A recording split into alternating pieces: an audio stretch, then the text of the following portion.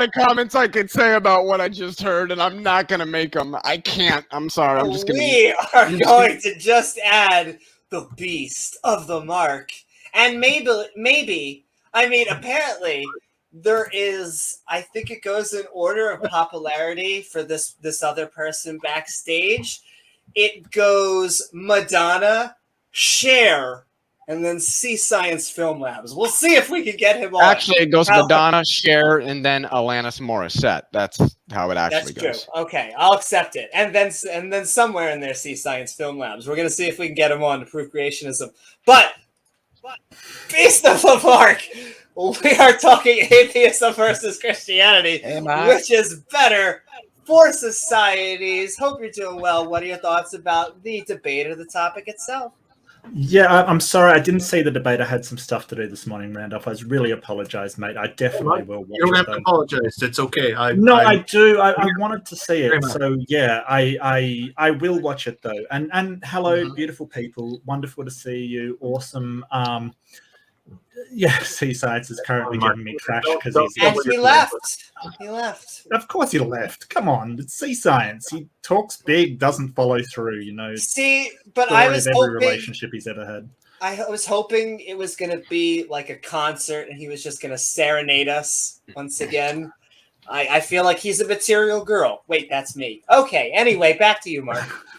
I think it's because I've blocked him. He jumps into the chat while I'm waiting, like the private chats, because he can actually message me there. Because secretly he's in love with me. I think just a little bit. I just love how he comes on. He posts like his blogs in the chat, and he's his like, Google documents. Yes, I have done what Jesus asked me. And are you guys talking about Angelo? No, Sea Science loves.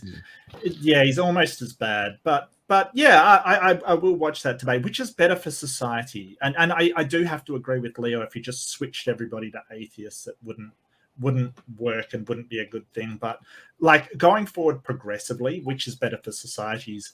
Christianity definitely isn't, and here's why. It's because the morality of Christianity is grounded in the Bible, and it's always going to be grounded in the Bible. The one thing about secular morality is that it does change. It's not like an objective set thing. It's not an absolute morality that has to stay the same.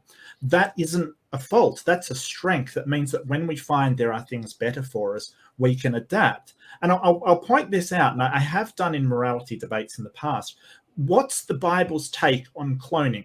What's the Bible's take on exploration of asteroids? What's the Bible's take on whether or not it's a good idea to seed worlds? What's the Bible's take on a Dyson sphere around the sun? None of this gets answered by the Bible or Christian morality. And so what you get is just people interpreting the Bible any which way with absolutely no thought to what the actual purpose of that moral system is. What are we trying to achieve?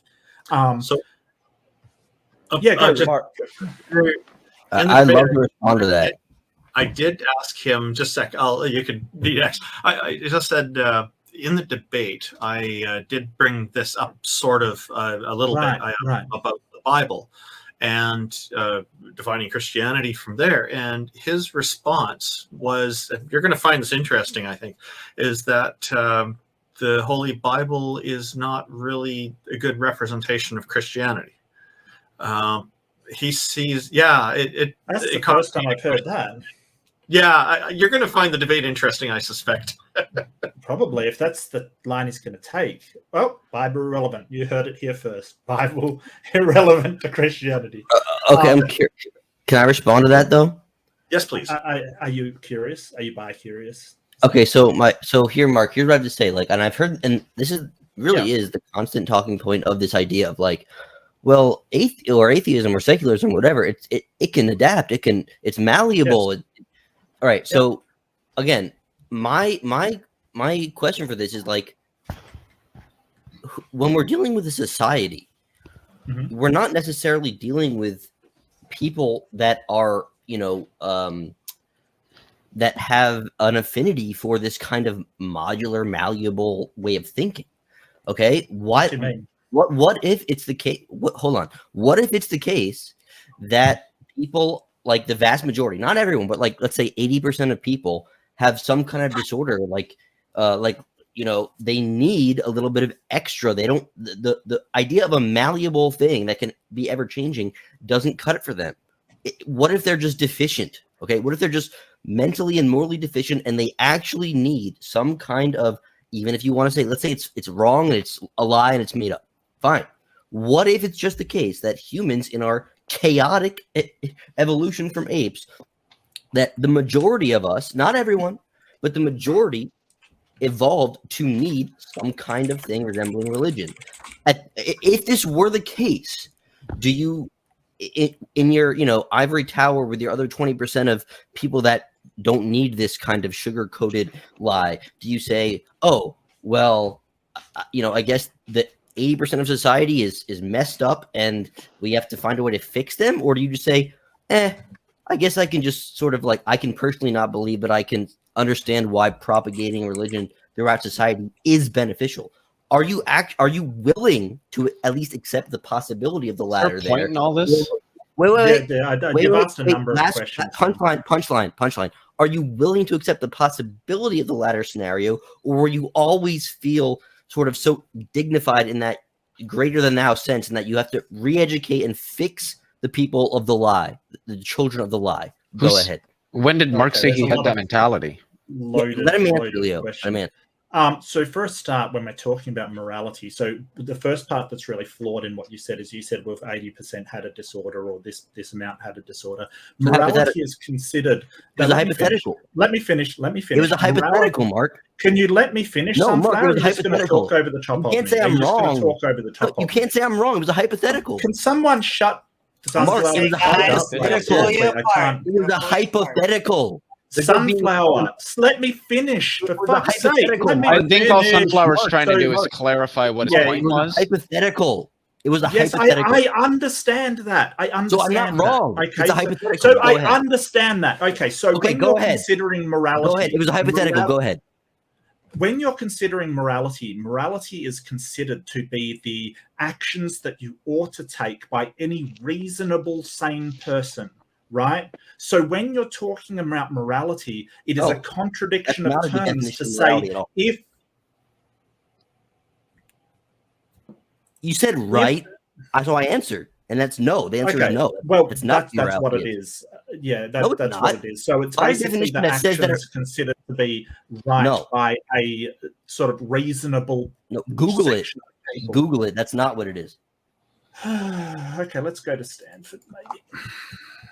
I think it would just be meaningful to say that morality is going to be ethics is based on the concept of normative virtues, which I think is sort of what Mark is trying to get at. It's an abstracted theory. It's not about any. I don't think ethics is a theory. I think there are theories in ethics, but I don't think ethics is a theory. Morality and ethics are different. I don't recall arguing that morality and ethics were the same. I don't recall hearing anybody argue that. No, Mark, which is an abstraction. Okay, I'm going to put this in the side chat and in the normal chat so everybody can see the definition from Stanford, okay? And by that, you mean like the SEP, right? The Stanford Encyclopedia of Philosophy? Yes. That's one of the definitions. That's the one that I'm using. Fist bump, Mark. Well, it's in the private chat and in the normal chat. So that's the definition that I'm using. So there you go. So for a start, and I don't think 80% of people are flawed. And you're sort of saying, well, if evolution requires religion, I don't think it does. I think that evolution basically will do whatever is in the best means of survival.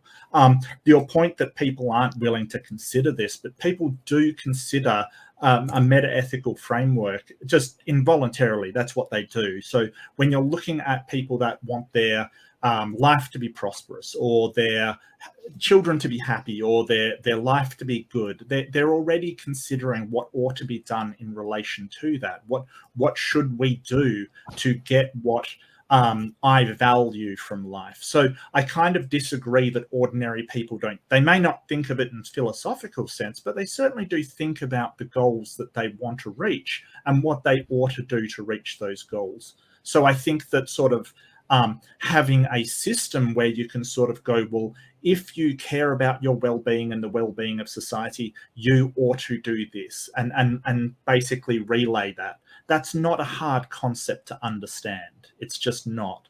The problem is when you start handing down sort of dogmatic statements from some sort of God, it doesn't actually cross the threshold of, well, what's good for you, your family, your countrymen, your species. It doesn't actually cross that threshold, because you sort of can go, well, what about this example? It doesn't actually help. All that happens is that some people that don't like it will say one thing, and some people that do like it will say that the Bible supports another thing. It doesn't get us anywhere. Mark, I noticed you only posted the number 2 definition of SCP. Why not? Why'd you omit the number 1? Just curious. Well, he didn't really omit a definition. Well, that's a description. What do you mean you didn't omit the definition? You searched the SCP. Well, because what? No, I'm sorry. Go ahead. Is that not an omission? So the first one is your description, right? So if I'm talking about the morals that are already in society, that's what I'm talking about, right? So our moral code. Mark, did you omit number 1 or not? Did you omit number 1? No, we didn't. No, I didn't, because you did not. You say you did not omit number 1. What's the first word in? So by only posting number 2, that's not omitting number 1. No, he didn't omit anything. Word in number 1. What's sunflower? Sunflower. What's the first word in meaning number 1? Sunflower. Mark, what's the first word in meaning number 1? You omitted. You didn't know sunflower. Answer the question. I said no. What's the first word in meaning number 1? Mark, you didn't put a number 2. Why don't you answer my questions? No. I'm sorry. I'm not playing this game. Why don't you answer my question? Why don't you answer my question? Why don't you answer my question? Answer my question. I asked the question first. That's why. I said no. No, I didn't admit it. It doesn't apply because I'm not using it descriptively. I'm using it normatively. You didn't paste number 2 when you posted the definition. You presented it to the chat and to the panel. What is this going on in your head? Everything in number 2 is entailed by number 1. No, that's not true at all. Yes, it is. That's frankly. Would you like me to explain how it's true? No, that's frankly deceptive. Explain how it's true. You did. So you're not actually interested. So you're not actually interested in understanding the position. You just want to say that it's wrong. That's great. Yep. This is why college. Were you interested in understanding the position or not? Did you want to understand the position, Sunflower? Stop talking, dude. Sunflower, did you want to understand the position? No, not from you. Not right now. So you don't want to understand. So you're not actually interested in analysis. Why is he even in here right now? He literally just admitted he's not here to understand people and engage honestly. He's here to just bloviate. If you're gonna say, why are we gonna sit here and listen to him? Why is he even in the stream right now? Let me know when you're done, dude. Yeah, I will let you know when I'm done. And so why don't you be quiet until I do that? How about that? How about if you're gonna ask me to tell you, if you're gonna ask me to tell you when I'm done, how about you sit there and wait quietly until I do so? I will do so. You guys are literally fighting about the definition of the code of conduct while you're yelling at me. I'm not fighting. This is ridiculous. What I'm doing is revealing underlying dishonesty in somebody's line of engagement. I think you guys should all go look at that. The floor is yours, Leo. Go ahead. Well, actually, I was gonna. P-Town, did you have anything? I know you were about to say something before, but then if not, or if you do, either way, we are going to get Pat Lowinger on right after. Party Pat! I can't remember now. Party Pat! And I apologize, P-Town, but if you think about it, feel free. I'll try and get you back up. But send in love. We are Midnight Ranting, and we are going to get Pat Lowinger in here. Woo-hoo! What is up, Pat? It is fantastic to see you. We are talking atheism versus Christianity. Which is better for society? And what are your thoughts? Well, I think it's an interesting topic. I have my own opinion on it. I definitely think a secular system is better than one that is religiously dogmatic. But I will tell you, and this is no critique on anyone here. Running to the Stanford Encyclopedia Philosophy, that is a philosophical definition of morality. There are anthropological definitions of morality. Is morality a philosophical concept? If you approach it if you approach the concept philosophically versus anthropologically, right? Well, so as I understand it, anthropology doesn't prescriptively tell us what we ought and oughtn't do. It sort of describes how that plays into society. It's philosophy that actually prescribes things, and that's what morality is, isn't it? Well, Leo, that was kind of for me. So do you mind if I just quickly say that was my definition of morality, because I was talking about the subject of morality. I'm perfectly happy for somebody else to present their definition and go, okay, this is how they differ. But what I don't accept is Sunflower telling me what my definition is. Well, you don't accept the number one. I just cited the number one in the SEP that you cited. Yeah, it's not my definition. I can explain why I'm not using it. Well, no, you didn't though. That's my point. You could have said SEP gives two definitions. I'm using number two, and here's why. You didn't do that. Yes, I did. I said that's the definition that I'm using. Is what I said. And then you said, no, Mark, listen. You pasted it, and then you said this is what SEP says. You didn't say SEP says there's two, and I'm using number two because X, Y, and Z. You simply said SEP says this is it, and this is. That is omission. I said that is the definition I'm using, right? And the reason why I'm not using the first one is because it descriptively, when you're talking about morality in that, never mentioned that until I brought philosophy. It up. It's unreal. I didn't think I would need to defend the definition that I'm using, but here we are. So the first one applies to. The first one applies to when you're describing the morals in a society. So it's descriptive. So if you say, hey, this society has these morals, the morals that are already there is what you're describing. The other one is a normative definition. So it's basically when you're describing what ought to happen. So morality as a potentiality. And that's why I'm using the second one, because it's describing morals as they ought to be. If that makes sense. But Mark, they're morals that ought to be within that cultural system, right? I mean, that is ultimately what in the definition has two parts, one descriptive and one normative. So in a society where X is permittable, it thus is moral, right? Yeah. So when we talk about the analysis of ancient cultures and many systems, again, we can talk about modern morality being a philosophical system and ancient philosophical schools discussing morality, right? But morality isn't the sole purview as far as how we describe what morals is. It's not solely philosophy. We have religion too, and we have cultural systems as well, right? Some cultural systems aren't philosophical in their base, right? I'll give you an example. Is it moral to engage in circumcision? If you're in a culture where that's normative, then guess what? It's moral, right? Now we can analyze that in a modern secular viewpoint and say, how do we feel about it as a moral system today, and engage in the philosophy of, people having allowances for it and whether or not it is a normative practice that should be maintained or rejected, right? But when we analyze if something was normative 150 or 200 or 600 years ago, then it's really to say whether or not it was moral then is somewhat a paradoxical argument, because it is moral if the system said it was moral in that time period. I kind of agree with you, but I differ on one respect, because I'm a meta-ethical relativist. So it depends on what the aims of that society is. So if that society is aiming to please their God, then that may be completely moral. It may be an ought that says, hey, that's what they're trying to achieve. I gotcha. That would be completely rational to say. However, if their goal is for flourishment of their society or promoting the well-being of their people, then that's not even moral under that framework. Wait, why not?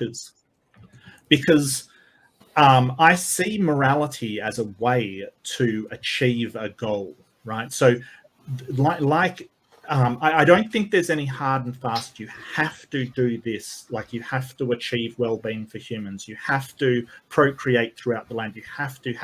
I don't think there's anything in the universe that says, hey, you've got to do that. I think that your species could go extinct and the universe just wouldn't care. Exactly. However, once you have a goal like we want to flourish our nation and make it the most powerful in the Middle East, there are actions which will promote that and be detrimental to that. This how is circumcision? Wait, how is circumcision not promoting the flourishing of a given civilization or human species? Because it doesn't meet the standards. So I would. I mean, I can't really speak for Mark, but in the instance that somebody is opposed to circumcision, they're going to say it doesn't contribute to the flourishing of society because it doesn't conduce to the goals that they think themselves furnish the flourishing of society.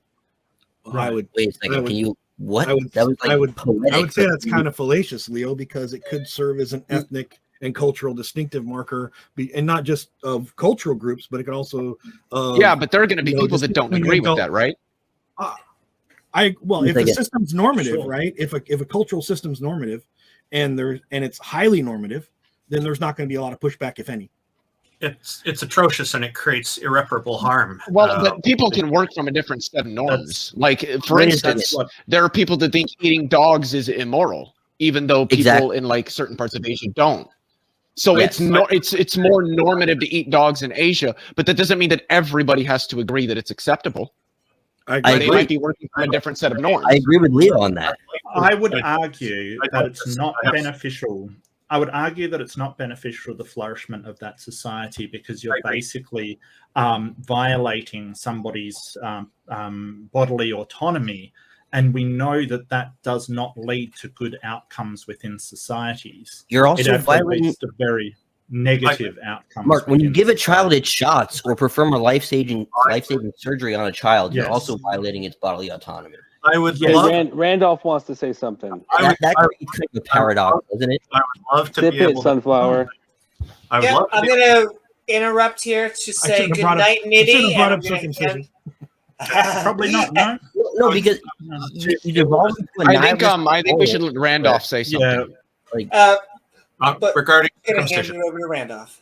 I would love to be able to say I have skin in this game, but it was cut off before I could. And that's a dad joke on a whole new level. I suffered in this game from that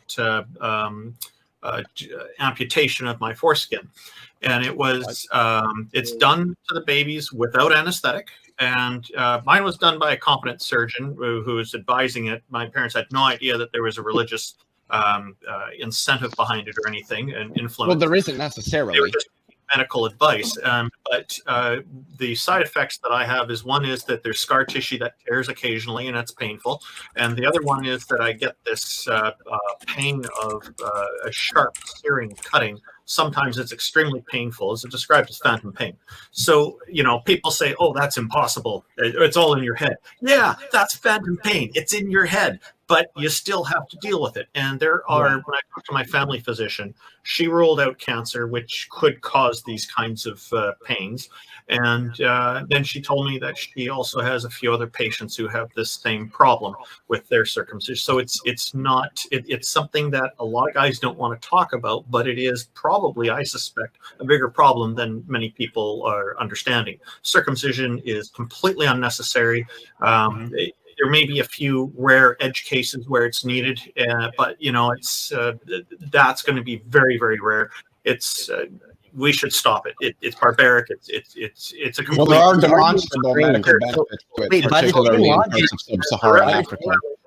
How do you feel about braces? Well, that doesn't really do anything. Look, the point is that circumcision has demonstrable medical benefits, particularly in parts of sub-Saharan Africa, where it helps to prevent the transmission of STDs. These things have been empirically demonstrated. I thought that was not. Well, it's not as bunk as. There's a million reasons why this is the worst argument, like literally of all time. Have you ever seen those things they put on babies' heads to make their skull, the back of their head, not flat? Yeah, I don't understand what that has to do with the point. Anyway, no. Even if it was purely cosmetic, have you seen those things? Those skull cap kind of things. It's called skull binding. Yeah. So right. So what about it? You would say, look, even if my baby is going to have a weird shaped head and get made fun of for his whole life, I'd rather that than. Let me ask Randolph an offensive question. Why would that be a better life for the baby? I welcome offensive questions. Go ahead. Why would that be a better life for the baby? Well, I'm not a biologist, but we do want the baby's head to grow in a. Don't go P-Town. No, it's purely cosmetic. It's purely just go P-Town. Just go. Just say what you want to say. Randolph, you're concerned about babies' penises, but I caught the latter part of that debate. Okay. And do you really believe that it's okay to have abortions or all the way up until the woman's not pregnant anymore? I'm Do you wondering really what mean that? babies. What does that even mean?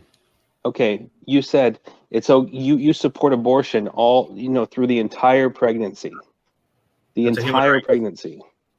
Okay. But you have a problem with them trimming their wee-wee, but you're okay. But you're okay with I'm against killing child a baby before it comes out. Well, actually, I think Randolph would be opposed to both of them for the same reason. Shut up, Leo. Randolph.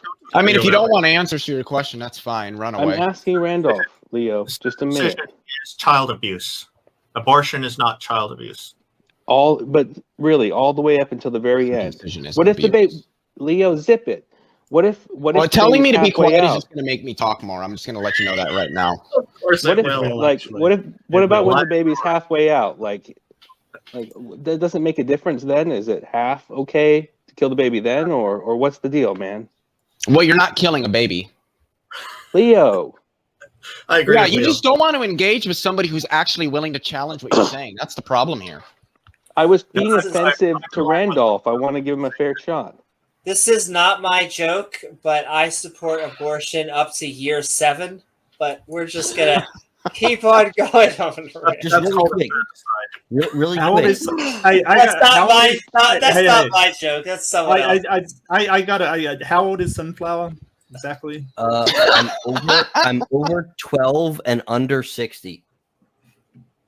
Okay, that narrows it down a little bit. So really quick, just a quick blurb. Tell me the number and I'll support abortion. This is from hopkinsmedicine.org. Quote, sometimes when a baby sleeps in the same position, the soft plates may develop a flat spot or uneven appearance. This common condition is called plagiocephaly. It is not dangerous to your baby's brain. No. If the condition does not resolve on its own, your pediatrician may recommend repositioning, exercises, or helmet therapy. This is a cosmetic thing.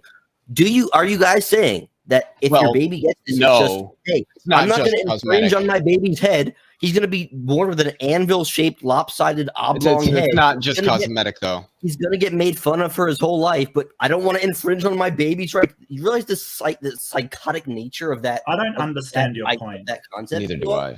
I don't understand your point. I'll steelman it, but I think you're wrong. Understand. It's about infringing on the bodily rights of a so-called He is basically saying because they changed the cranial of the child, it is the exact same thing as circumcision. But I disagree because I am not sure.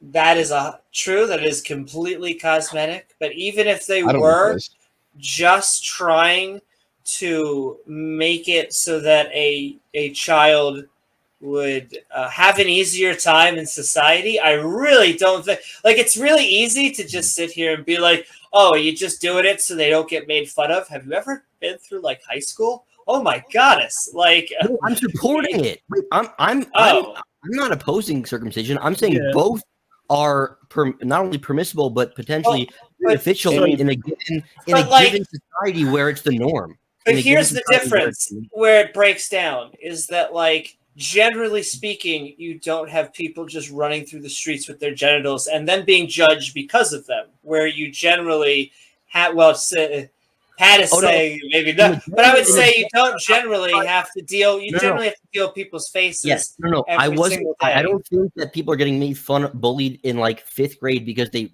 somehow whip out their dick in like during a reading hour and everyone's looks like an anteater because it's not circumcised. Yeah, that's not what I'm saying. What I'm saying is whatever the cultural reasons are, it would be if it's like the norm and it, for whatever reason, not just necessarily getting bullied, but it doesn't really matter what it is. What if my theory on circumcision is that basically you think if honestly, if sex feels too good, the kid can't succeed because he'll be like constantly trying to have sex. No, I'm serious. I actually think what the fuck did I just hear? Sorry, your argument for circumcision is that if people think sex is too nice and pleasurable, they're going to give up on life. Is that seriously your? Yes. No, he's trolling. Amy, can I put this conversation up on my channel? Please let me put this. That's an oversimplification. 100%, Mark. Wait a second.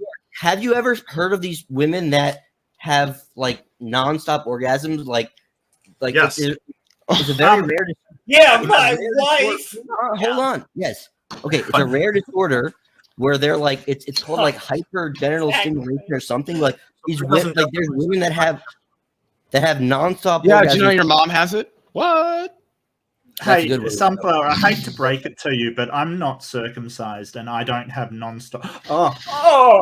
So when you windmill it, it's like a real windmill. Like it creates a man. I'm sorry. I had to. I'm not talking about every individual person. Well, first of all, Mark, I don't know. You say that, but like in reality, you didn't build Rome. You're not a titan of intellect, and you're not. You're saying people built Rome because they were circumcised? Einstein was circumcised. You're not. I rest my Hey case. guys, I'm sorry. I never built Rome, even though it was built thousands of years before I was born.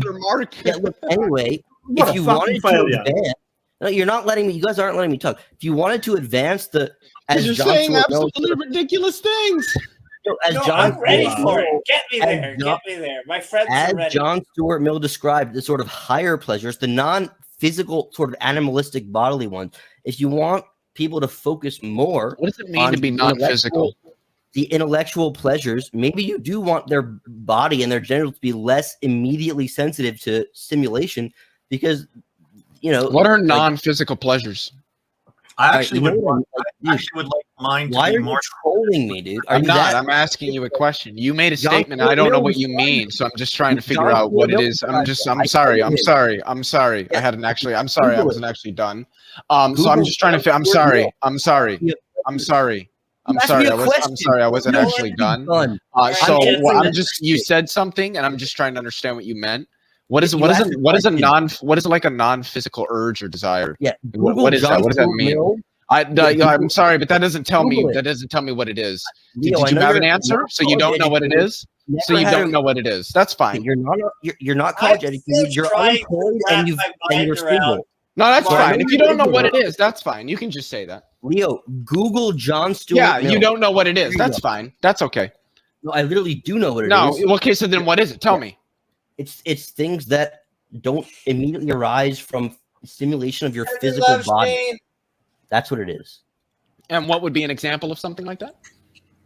Like, a fond memory or playing. Or fond memories have nothing to do with the physical brain. It's so stupid. Why do we even let shit like that? Dude, yeah, because you don't actually have an answer to the question I'm asking you. Different than having. Do memories have nothing to do with any physical parts of the body? Is that what you're saying? Don't interrupt me for asking me a question. Scratching an itch is different than. I didn't say anything about scratching itches. I just don't understand why you're bringing that up. I asked you a question. You said memories are an example of like a non-physical experience. And so what I'm wanting to know is, in virtue of what are memories non-physical? Oh my god! So Sunflower, you're gonna have a statement, but then I want to ask you a question. Stimulation of your skin versus stimulation of your mind. Like there you go. If it's continually itchy, you need to go see a doctor. It's funny because we actually know like what parts of the brain memories are generally stored in. So when you say that memories like aren't like a physical thing, you're just wrong. You need a job and a girlfriend. No, the problem is that like I'm holding you to account on the things that you're saying, and you don't actually have arguments. You don't actually have arguments to give, and so you're just running away by trying to just insult my character and things like that instead of addressing the things that I'm saying. Not get answers, dude. If you ask rhetorical questions, you're gonna get an answer from me. So shut the fuck up. I didn't ask you a rhetorical question. Yes, you did, dude. What question did I ask you that was rhetorical? I think this is an example of how Christianity is good for society.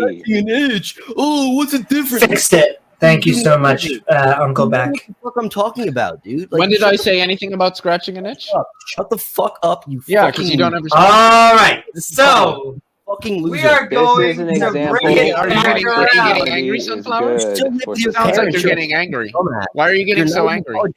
You're a fucking loser, dude. Yeah, you're getting very angry, aren't you, Sunflower? Yeah, because you're a troll. You're getting angry. This is funny. This is funny. I'm sure it's funny when you live with your parents. All right, guys. So Wow, neutral corners. Well, I actually live with my grandmother, my mother, and my nephew because it's easier to do that. Leo, drop it, Leo. Come on. And hey, come on. Family, it doesn't matter if it's blood or just people that earn that title. That is what we support. But I want to ask Sunflower or P-Town, because we have our two theist Christians Sunflower, here. are you a Christian? I was sound going like to a ask, Christian. maybe kind of like Sunflower, are you a quiet. Christian?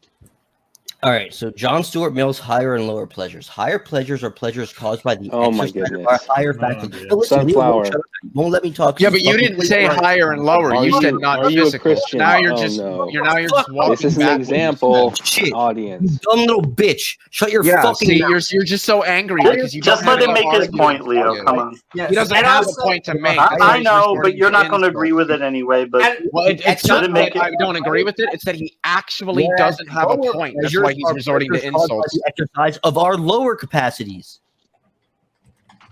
Do you want me to elaborate, you fucking dumb troll piece of fucking garbage? You fucking worm loser, dude. Do you even Like, remember the question that I asked Did I you? ever- did I ever say? Did I ever say? Did I ever say? Like, So you don't remember the question that I initially asked you? I don't think you do. I don't think you've been tracking the discussion at all, in fact. engage You with the show me fucking that you've been tracking the discussion? Engage with What was the fucking initial concept, question that I dude. asked you, I Sunflower? think at this point it's Both. just a back and forth. There is We're no gonna have to summary. move on, guys. Amy, everything I'm doing is intentional. They All I'm both doing need is to- revealing No, how you're dishonest good. I understand. Sunflower is. That's You all know I'm my doing right views. now. Amy, they both need a But it- timeout. But Please, I just put him in just try. timeout. Well, I'm trying. I would rather that we just go back. Like that The pathetic. atheism Whenever versus Leo gets back to Christianity. work, They need going, a timeout, "Did I ever Amy. I am They getting need a there. timeout. Yeah, they need to go backstage. If So, Mark, how you doing, man? How are things? Yeah, good, buddy. Good. Yeah, Yeah. glad to see you. How's it feel to be home? Have you managed to relax yet? Like settle back in, or Yeah. I mean, I got a lot good of work stuff. when I get back, but yeah, it's all good. Yeah, good stuff. I'm kind of bummed. I was gonna go over Christmas out of the country, but now I am gonna go to a conference in New Orleans instead. But Oh, cool. we'll let things simmer down before we jump back into Yeah. the quandary of Oh, moral systems. dude, I hit 500 subscribers, so I'm halfway. Congratulations. 1K. Yeah, I saw that Yeah, stream. thank you. Yeah. Yeah, oh, awesome. Thanks, Pat. I Wait, really and appreciate it. But I don't even a big remember. props to Leo as well, hitting 1K. That's right. What That's a We awesome. need chat. to do this. you. Both right down here for Mark, Oh, thank you. and then we have right down here for Leophillius. We should be getting Mark monetized, and now we got to get Leo. The climb continues towards now. We got to get 10,000. It just starts all over. So, but we're gonna all get there.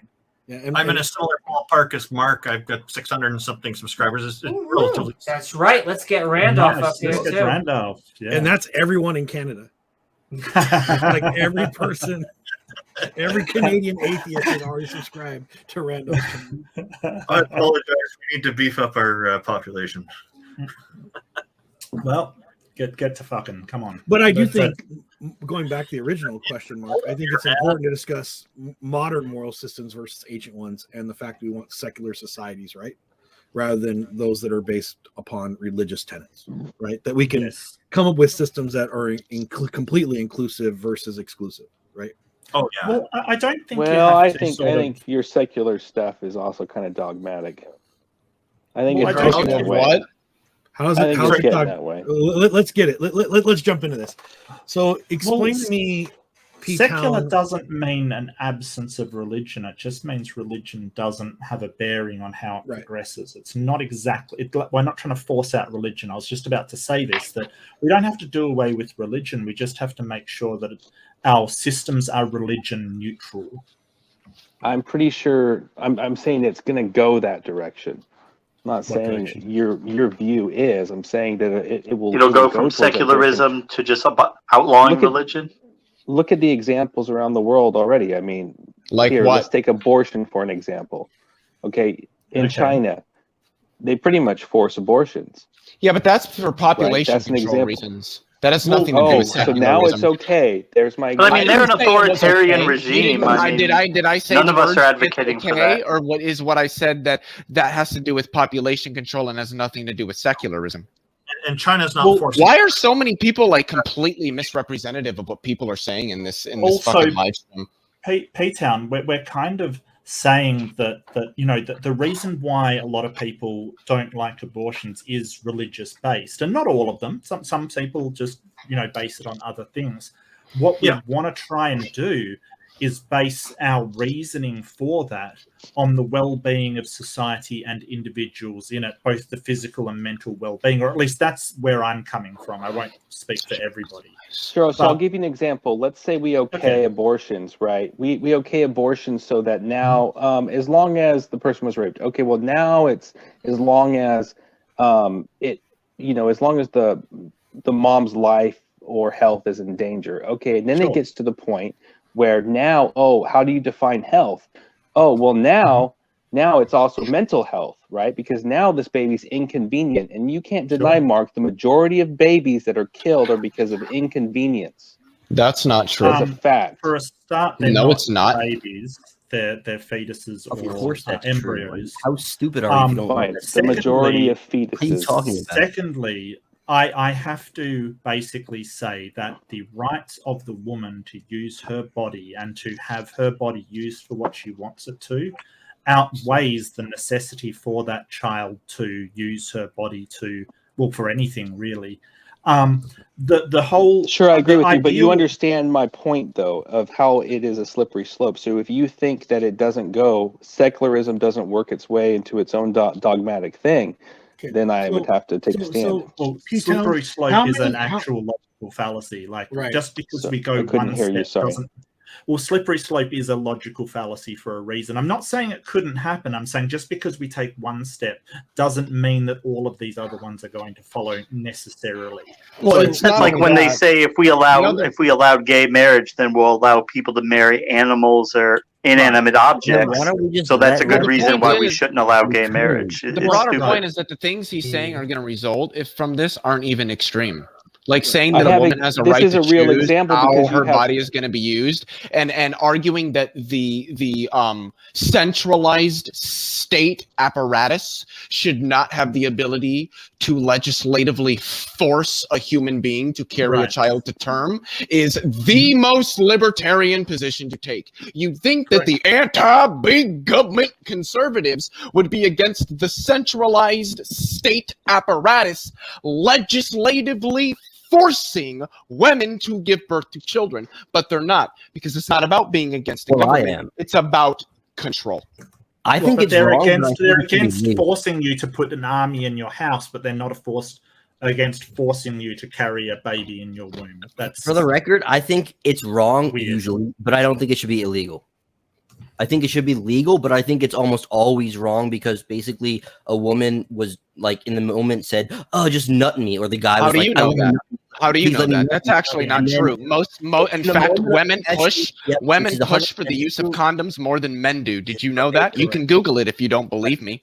No, it's both parties' fault. But women it's not. Women utilize contraceptives drastically more than men do. These two finding something stupid to talk about. Men get women pregnant. You have to put it in the back. Refuse to use those two talking about nothing. In sexual activities.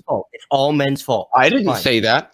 Well, you're doing everything you can to ignore or charitably understand any nuance in what anybody is saying. The majority of abortions are because people were having sex and in a moment of passion or just negligence, they just chose not to use protection. That's actually not true. A majority of abortions are performed because the baby doesn't serve the interests of the woman. Flying through his teeth.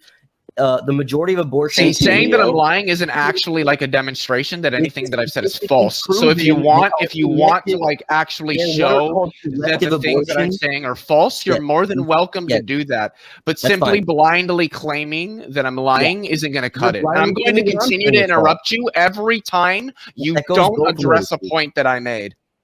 So Pat, how you doing? Abortions are bad. The majority of abortions are elective. Ice cream is good. You know what an elective abortion is? The majority of knee surgeries are elective. Killing babies. The majority of organ transplants are elective. That proves my point. In virtue of what? What's an elective procedure, Leo? One you choose. Oh, okay. So it It's wasn't bad for the baby and bad for the Most mommy. medical procedures are elective. It's actually better for the mother than carrying it to term. Women still die in childbirth. She's got a more of a risk of carrying it to term. The self-reported data on 1% of abortions are from, like basically coerced sex or like freak accident, because it's not more than half. Do you have literature on that? It's not more than half. I do literature on that claim. Can you cite it for me in the private chat, please? I have the Babies are nice. liberal source actually cites that. Just give me 1 I minute. don't want a liberal source. I want an academic source. So P-Town, I think I'll get the best source available. Give me a minute. Yeah, the whole idea that sort of babies are nice is as an argument, it's just an appeal to emotion. We want to do what's best for society and individuals, and unfortunately, we have to give, and I do say unfortunately seriously, because I think that if in a perfect world where we could have artificial wombs, we wouldn't have to lose these babies. We could take them out and we could womb them and grow them. Then you'd have other problems like the state raising children, but that's beside the point. But the thing is that when we evaluate whether something's good for society and the individual or not, we've got to put some reasonable rights for people to have on their bodily autonomy and the way that they can protect themselves. And whichever way you look at it, I mean, babies are nice, sure, but childbirth inherently has risk. It just does. And not just risk of death, which it does. Women still die in childbirth. Don't forget that. They do. Not only that risk, but also risk of associated medical conditions and associated prolonged illnesses and mental health issues. You're the epitome of an example of what I was saying. I was saying start letting women and have the right to have an abortion. P-Town, there is no reason to force somebody into going through something that is not only a risk to their life, but also may be very detrimental physically and emotionally and mentally. There's no reason to force somebody to go through that. Your perspective is the whole thing about carrying a baby and giving birth to it. Yeah, it's a traumatic experience. Yeah. Oh, and then using that as an excuse to abort it because it's not good for the mom. That's what it will ultimately lead to, and that's not a good thing, Mark. That's not a good thing because there's too many screwed up relationships out there where a woman is going to make this decision. Oh, this isn't the right time. This is inconvenient. And for that reason, she's going to make this decision because it's socially acceptable to kill her child. And that's not acceptable. But you're not killing a child. See, you have the thing that y'all are like refusing to acknowledge. Leo, do you have the children? Language that these people are using that's irrelevant to the point is the language that these people are using when they're talking about. You're letting it just fly over. These aren't children. They're fetuses. They're not the same thing. I'm going to call it a child. You can call it that. I'm going to call it you're a child. wrong. Whatever you want. You're wrong. You are as wrong as if you pointed to an acorn and said, my baby was the pointed same to in the an womb egg as she sitting is on now. the counter with some My flowers. baby was the same in the womb as she is That's now. a cake. You're as wrong as you would be in those instances. Yeah, but the important thing, and I think, and I'm not trying to, derail the argument, but most women who have their first abortion already have one child. So this isn't just women electively. Now, the second most common are women who don't have a child, but the most common group of women having abortions, their first abortion, are women that already have 1 to 2 children in the United States. So I would like to see that statistics. That's interesting. I'd like to see that. Well, you can go to the CDC and look it up, because that's where I just pulled it from, but I closed the tab. So when we look at these issues regarding rates of abortion, if people already have children, I do like when we talk about moral systems as well. We talk about P-Town. You're saying this system, right? But you're approaching it from a very Christian perspective, and I'm just going to say that because when you look at other religious systems outside the United States, other religious systems don't have the same problem that with abortion that, for example, Christianity does. Judaism, Islam. There are other world religious systems out there that do not take the same position as Christianity. Well, Pat, I don't want to cut you off, but I just want you to know that I'm coming from my past, which I was an atheist. I thought It was beneficial for the society to actually enforce that people had a license to have babies. I thought that extreme, because you actually think about these things as an atheist. You think, what's the best way to propel our society? You're a young kid, you're going into college, you don't believe in God. In fact, all the religious people make religion look stupid, and you go into college and you think these kinds of things. And now I'm coming back from that, looking at that perspective and saying I was wrong. So just to emphasize that. Why are we letting people just say these dishonest things? Like, no, we just let P-Town perpetuate the idea that college is evil and corrupting our children. I don't think that's what he was saying. Terrible way. But he did. He said all these kids are going to college and coming back thinking abortion is okay. Now, obviously, he's leaving himself open, and it's intentional, to plausible deniability as to what it is he's actually implying there, but it's obvious that what he's implying is that universities are these liberal indoctrination center. Like, that's obviously the point that he's trying to get at. Well, it's obvious. Well, you can think that, but you don't understand how American. I remember going into a youth group and saying the exact same thing. Yeah, I probably don't. I remember going into. But P-Town, I couldn't say something because I wanted to say something, and that's the idea that licenses may be beneficial to society might absolutely be true.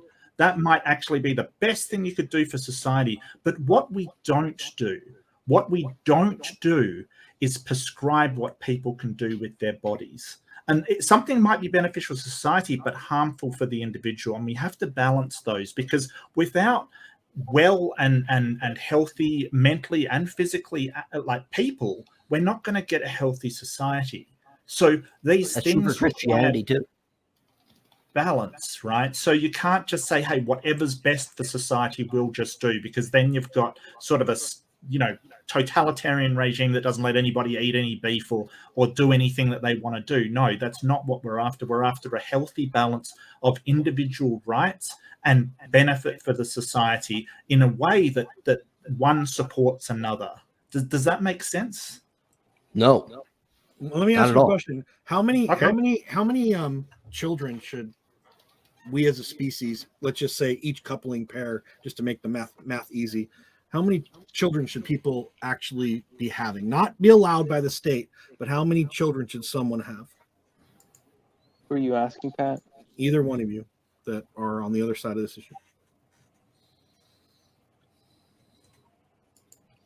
Well, let me ask a couple questions. Do you think every active copulation should have the potentiality to result in pregnancy? Basically, you don't believe in birth control. No, I don't put myself in those boxes. Okay, so birth control is okay with me. Yeah. What about morning after pill? Right. But I don't believe in abortions for. No, but Mark's going down the exact line of question that I was going to. Oh, sorry, Pat. He's got a bigger brain than I am. So sure.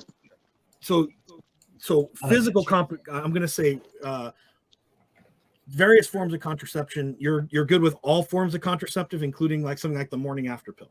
I would be okay with the morning after pill for some reason. I think that would be okay. But if you're gonna go even just a couple weeks or even a month, I think that woman's, if she's pregnant, then But what we need is a month after pill. That's what he's telling us. Right. Well, the other thing too is this is something where I know a little bit about. Like, again, embryology goes a way long time ago, right? Back in 1990. But if I remember embryology class correctly, I don't think pregnancies are detectable from 21 to 28 days. And that's using back then science technology, right? So I know that's not true. Really? So yeah, I just have firsthand. I just never mind. Can you actually let's look that up? How many days after conception? 2 weeks.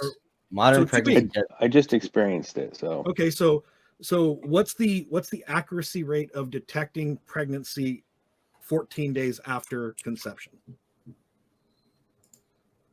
Because I know it's not 100%. I think it's in the 70s. But again, I'm going off of really old data. But I could call my wife up and ask her, and she'd know this. Well. I mean, it depends on what you're actually asking. Right. If a mother is confirmed to be pregnant within that first 2 to 3 weeks, then yeah, she's most likely pregnant. but like she could be pregnant and then you couldn't test positive for another week or something like that. So you're saying the physiological detection is more accurate than the scientific detection? Like a woman. I don't even know where we're going now. Well, I'm just saying, like, how long do we give women to determine after, right, they've had sex, right? Either unprotected. I see where you're going with it. Yeah, right. It sucks because so when I was in college, I remember with my girlfriend, we had that hard talk. Hey, what are we doing if an accident happens, right? That was, back in the day. So, accidents happen. Right, and I have a different view on it now. But let me guess, you're married in a stable relationship, long term. Yeah, I'm married. Imagine that. I'm just saying. So situationally, 20 years ago, or whatever, how long ago, you were okay. I wasn't Christian then. Yeah.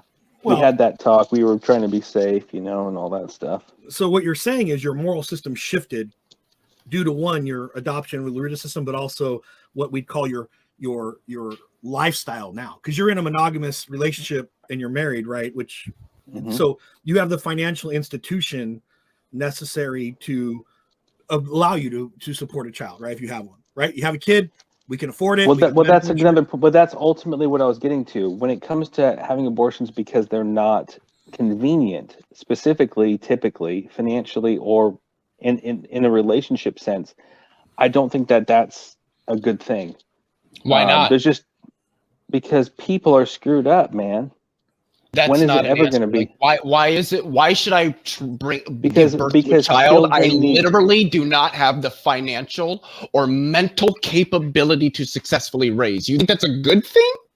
What if I think you would finally grow up, Leo? You would finally grow you're up not and answering be a man. the question. I just asked you a That's question, what would happen. and you went off about something that's not related. So let me ask the question again. Do you think it's meaningful and worthwhile for people to bring into this world children they do not have the financial and or the mental capacity to raise? When I was in college and I was giving I you don't the care example, about when you were in college. I'll ask the question a third time. I'm answering it. Do you think it's meaningful? I want a yes or a no. I don't give a fuck about his college. It doesn't matter. Yes or no. Is it meaningful for humans to bring into this world other humans they do not possess the capabilities to raise in whatever way? Yes or no? Is that meaningful and worthwhile to do? I am one of them. I didn't ask you that. Why won't you answer the question that I'm asking you? I'll ask a fourth time. Do you think it is meaningful and worthwhile to bring into this world children that people do not have the capability to successfully raise? Yes, I'm one of them. So you do think it's meaningful? Yeah. So you think it's meaningful for parents to bring into this world a child that will go hungry at night because they can't feed it, right? Is that what you're saying? No, I just want clarification on your answer. You answered the question, now I want clarification. So if parents bring a child into this world and they can't feed it, they can't provide, they can feed it, but not in any meaningful way. They have no idea of where the food is going to be coming from. Do you think this is okay? Like, do you think that's a good thing? So what I think is going to happen is I'm going to answer Leo's last question if you'd like. And then I know there are some comments that I've been lagging behind with the number of questions from chat. Just for the record, am I good? Okay. When you were cutting me off, that's how frustrated I was when I was trying to just say. I'm not frustrated. I'm baffled at this person. No, Leo. I was. Somebody else said he was frustrated. Then let me apologize. I got frustrated because when I thought I laid out a simple concept, and I'm not gonna derail us here, but I thought I was saying like, look, I'm differentiating between sort of mental and physical, and I felt like you were kind of interrupting. Well, no, I just asked you what the differentiation was. Same way you think P-Town is not answering you.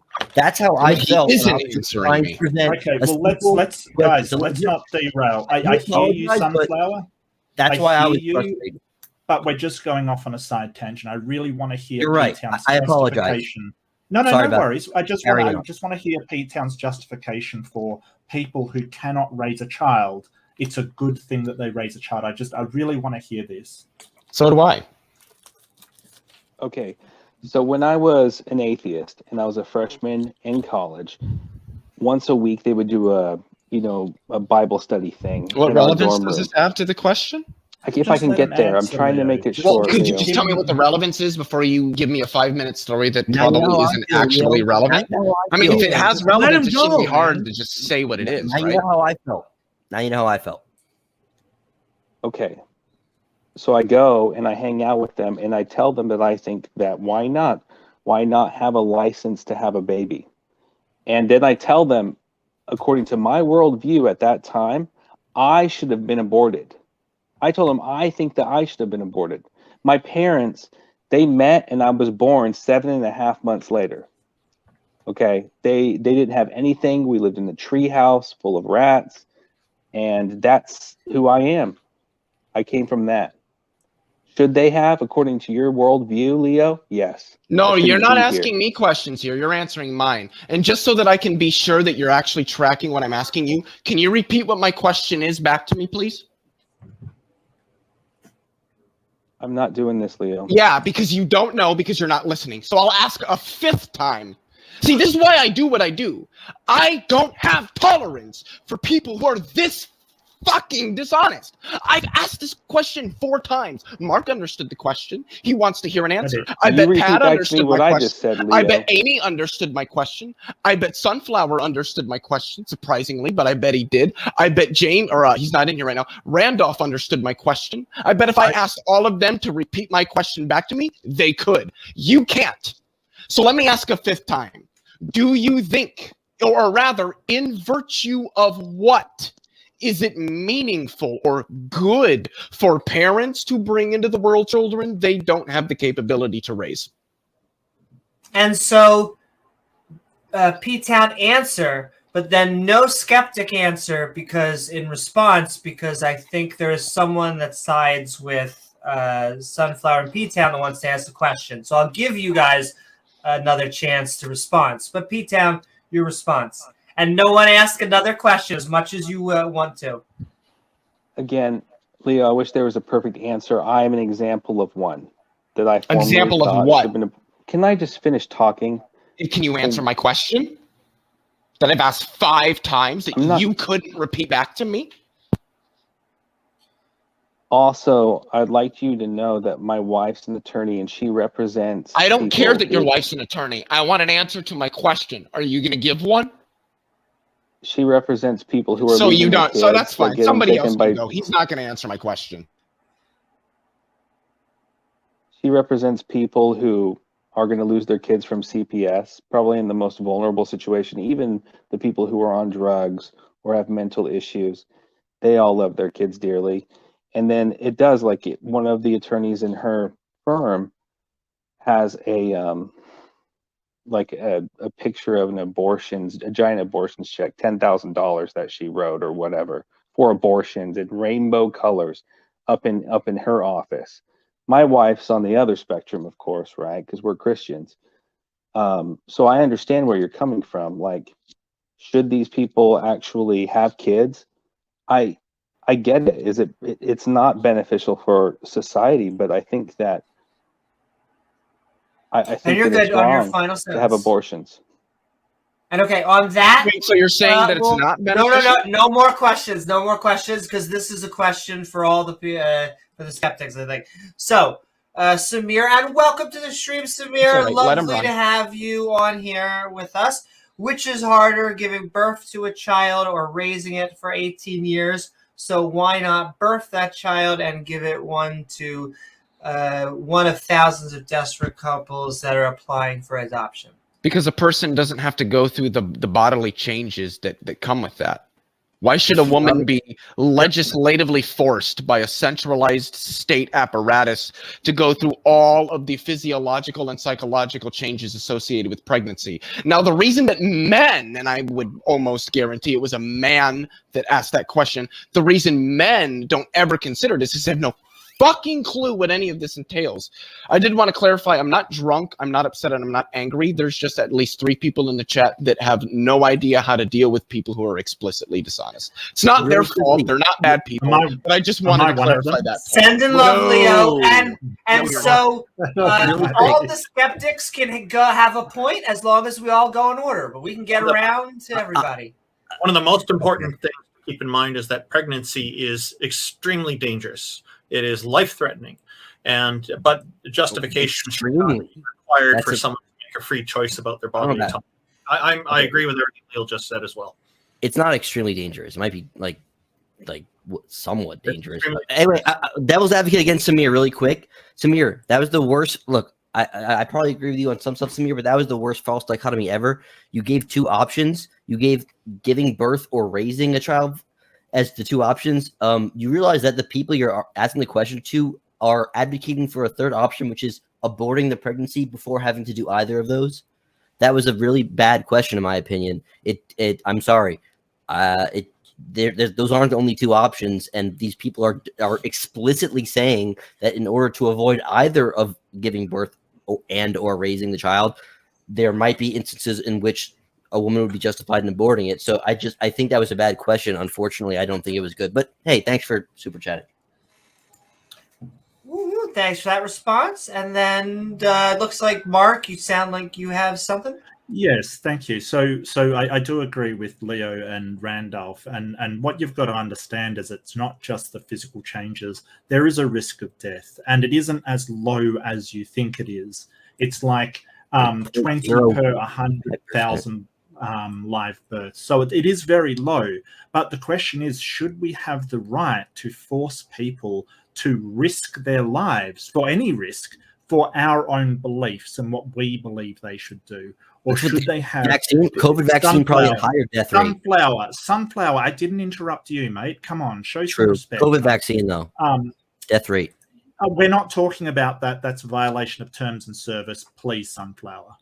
What was I saying? Right. So you can't expect somebody to violate their bodily autonomy because of things that you want as outcomes. So I don't have the right to take somebody's blood against their will. I don't have the right to take their kidney against their will. I don't even have the right to inject something into them against their will. That's not how we treat people in our society. And it's not how we should treat women in our society. We've got no right to expect them to risk their health and even their life in order to preserve what we think they should do. And medical technological advances are the reason why the people are surviving more all kinds of dangerous scenarios and dangerous medical conditions. And so you go back 100 years, even it's not that long. You don't need to go back that far, and you'll find that there's a lot more deaths of people from pregnancy. Yes. But okay, if you want to go down this rabbit hole, then I didn't come up with these arguments. But if you picture a woman with let's say a 1-year-old child, and they're in a village, a cabin, and it's snowy, and the only food source would be breastfeeding for the woman, that's her bodily autonomy. By this logic, she could refuse to breastfeed the child because she doesn't feel like it. Child could die, starve to death, and that the same argument you could use for Well, not really. What's different? The normative virtues. Oh, so now we're going back to the. So in one instance, you could say one oughtn't raise or give birth to and raise a child in virtue of not possessing the resources, whatever they may be, psychological, financial, what have you, in order to do so. And an instance where there's a starving child, where like almost every human is going to say you ought to feed the child, and where I would bet most women who had the capability of successfully breastfeeding would in fact do so. This is not about so the disconnect here, because I haven't finished actually. The disconnect here is that there's going to be a difference in the normative virtues, and it's going to be in virtue of that difference that there's going to be an asymmetry between those analogies, such that they're actually disanalogous. Well, I'm fine with a disanalogy. Wait, I'm fine with the normative virtues being disanalogous. That was never the argument. It's about an abstraction and bodily autonomy. So you can't invoke disanalogous normative virtues when the entire argument. What was the relevant of what I said to your point? It's entirely relevant. It's about bodily autonomy of the woman. Of what? Period. No, it's about bodily autonomy of the woman above all. And bodily autonomy can be changed in virtue of different normative virtues, correct? Normative virtues in a society are that the woman must carry the child of her rapist. Are you then saying that? I don't think that those are normative virtues in society. If the normative virtues in a given society are that she must carry the child of her rapist. Not an answer to my question. No, let me, Leo, you can't just talk over everyone every time. Yeah, you can't just go off about dumb shit that doesn't have anything to do with what you were directly asked, which is why I'm stopping you. You just invoked normative virtues in response. Do you even know what I mean by that? Tell me what I mean by that. Yes, I do. Okay, tell me what I mean by that. I'm going to answer you. Okay. What do I mean by normative virtues? Yeah, Leo, show me that you're tracking the discussion. What do I mean by normative virtues? For you two? Are we going to have to go spray you to pull you apart? You two. Leo, stop. I swear. Stop what? Well, stop holding your feet to the fire on claims that you can't substantiate. Let me answer the question. You said what question did I ask you? Leo, just stop. I'm trying to make sure you're tracking the discussion. I don't want to engage with somebody that can't track. What question did I ask you? The normative virtues of the given society. What do I mean by that? If they are that a woman must carry her rapist's baby. Okay, then in that case, what relevance does this have to the question I asked you? Bodily autonomy would be secondary to the normative virtues based on what you just said. Go ahead. You're not answering any questions. You have no idea what I'm saying. You guys hear Leo and you think that he's actually responding to what I see. You're not actually answering my question. You probably couldn't tell me what my question was. Like I don't really care what the panel thinks. What I care about is getting you to answer questions and stop being engage with what I'm saying. You're not engaging with what I'm saying. Are you going to tell me what I mean by normative virtues? Are you going to show me that you're tracking the discussion and you understand what's being said? I will give you the floor. Notice how when what I do is ask simple questions that are designed to ensure that the person I'm engaging with is making charitable attempts to understand what I'm saying and is actually trying to track the discussion, they freak out. Why do you guys think that would be? Why do you think they would get angry, upset, start insulting me, dodging the questions, when all I'm trying to do is ensure that they're tracking the discussion? Leo, because it's you think it could be because they're not tracking and they just want to hear themselves lecture people about things unrelated to what's asked? All right, Leo, it's a derailment tactic. Go ahead, restate. What am I derailing from? I don't know why I'm engaging with this. What am I derailing from? I'll humor you. What am I derailing from? The fact no, that no, you claimed I'm derailing. What am I derailing from? I'm going to answer you. Leo, do you even understand how conversations work? So you're not. I think this is going nowhere, guys. Stop. This is just no sunflower. Come on, it is. Stop. I'm trying to answer. Let me answer this is going nowhere. Okay, Leo. Yes, you asked me.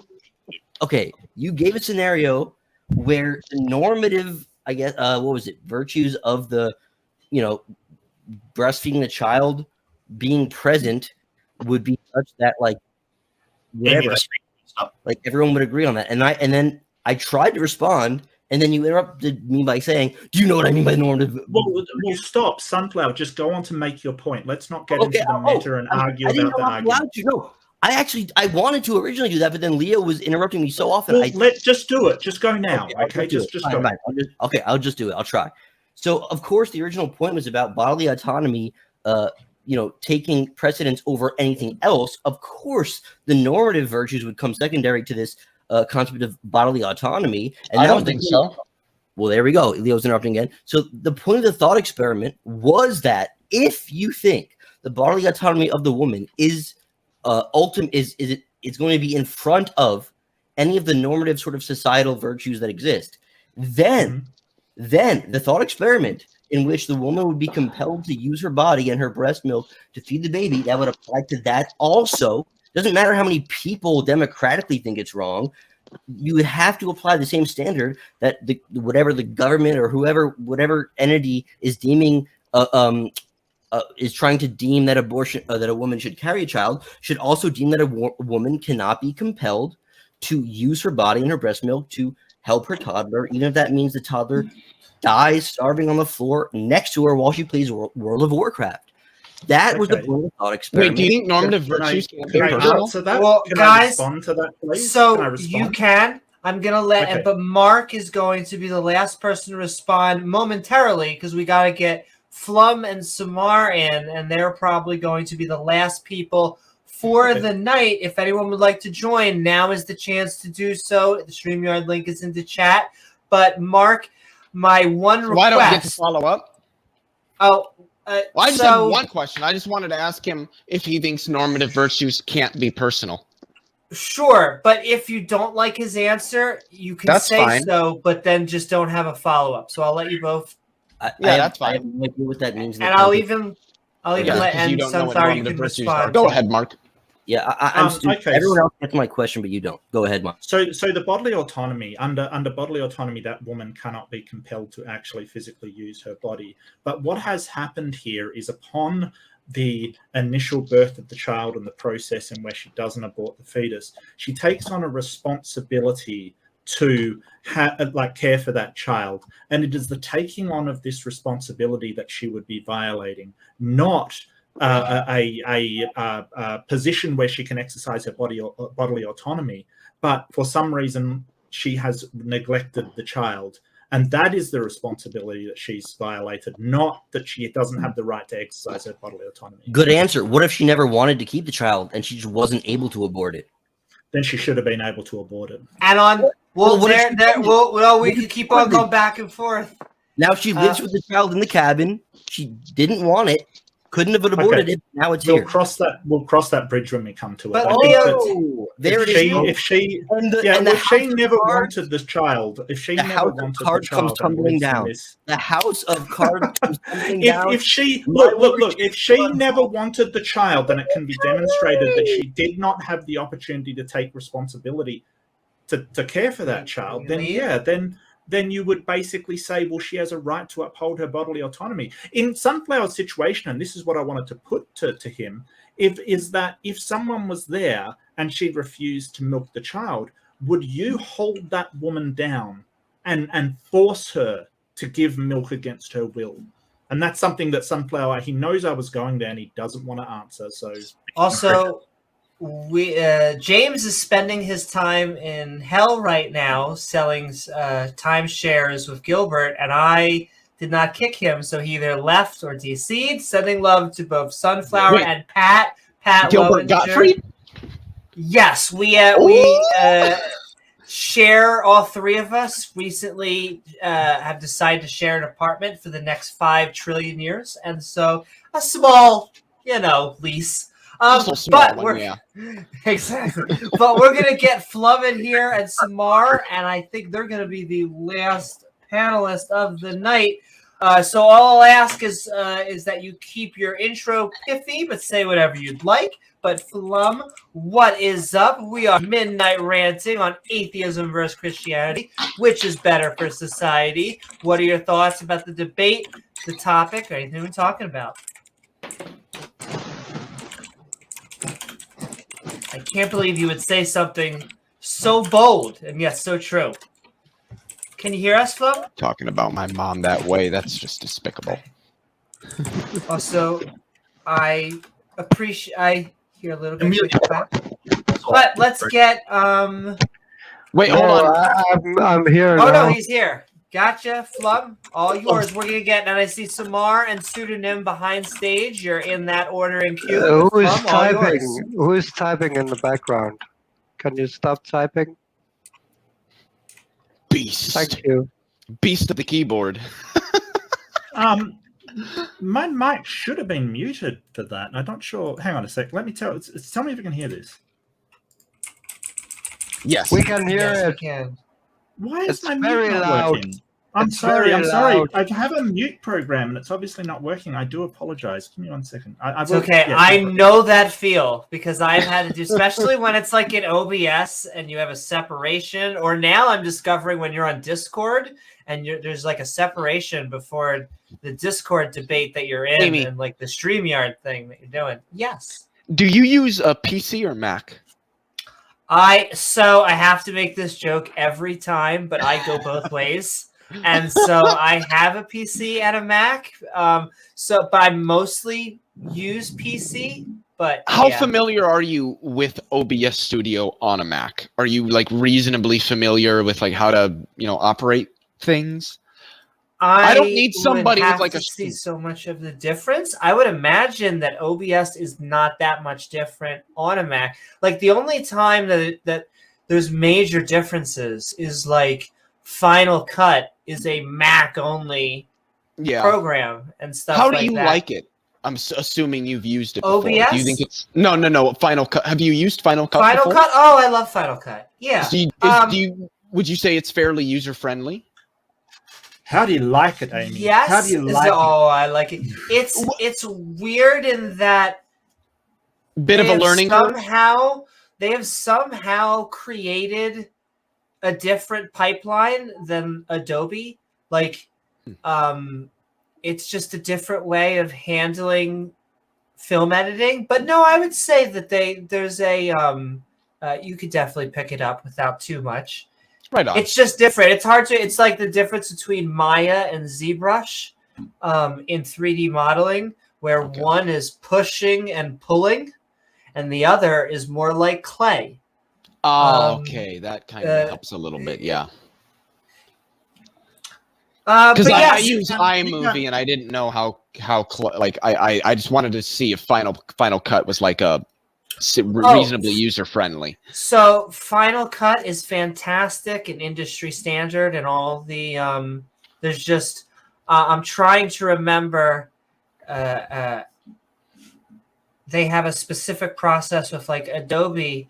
It is like you're going in there and you're cutting, but with Final Cut, it's more like you're blending.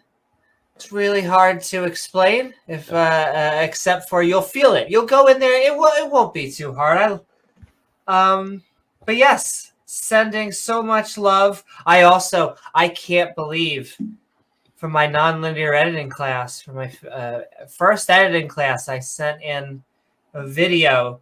Once again, sending so much love on how to do a smoking video. You'll appreciate this, Leo.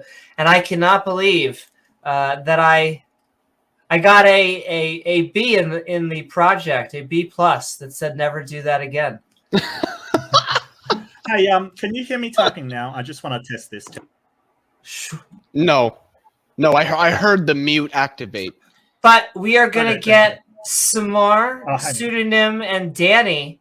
That's so fun. We're getting such good people. Wait, Amy, is this Danny, or is this some other Danny? Yes, it is. It's Danny. Okay. I hope unless he's been this listening. is a troll Danny. Can Flum get a chance to speak? Yes, go ahead.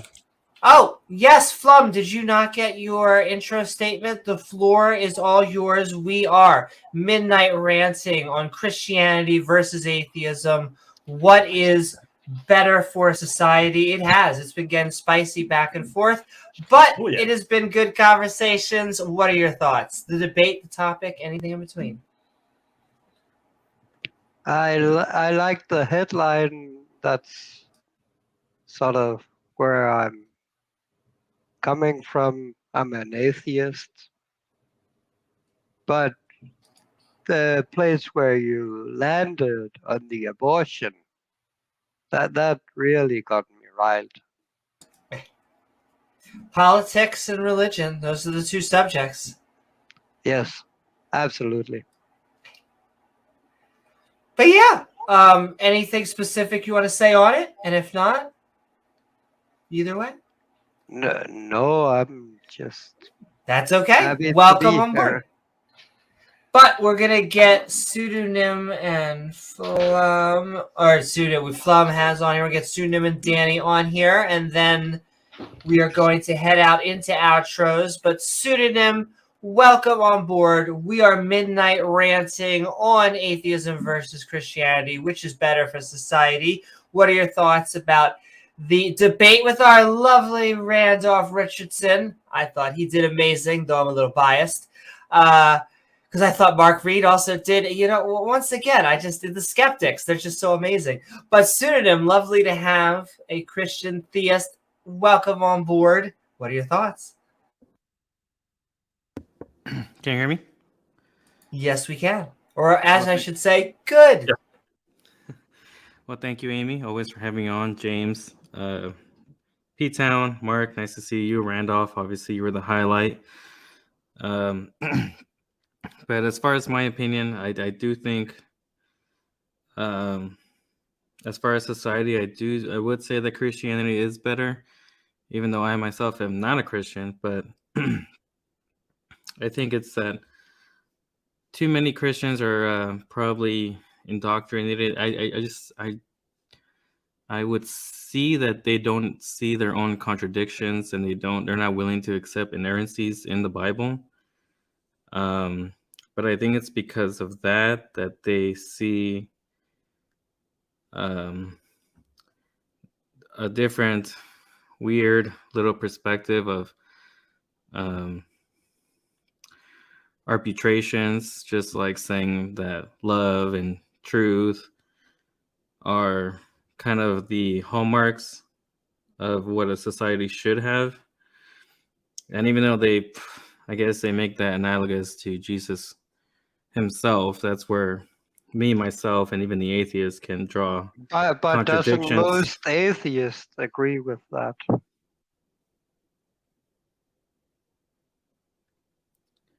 Right, but that's what I'm saying. I'm not saying that the atheist doesn't believe in truth and beauty, doesn't believe in love, all right. those things. Yeah, but I'm saying that I can tell you we do. I'm an atheist. No, I know. I'm just trying to draw on the. I'm just trying to take advantage of the intro that I. Yeah, just let him do his intro, Flum, and then we can sort of, address it, I guess.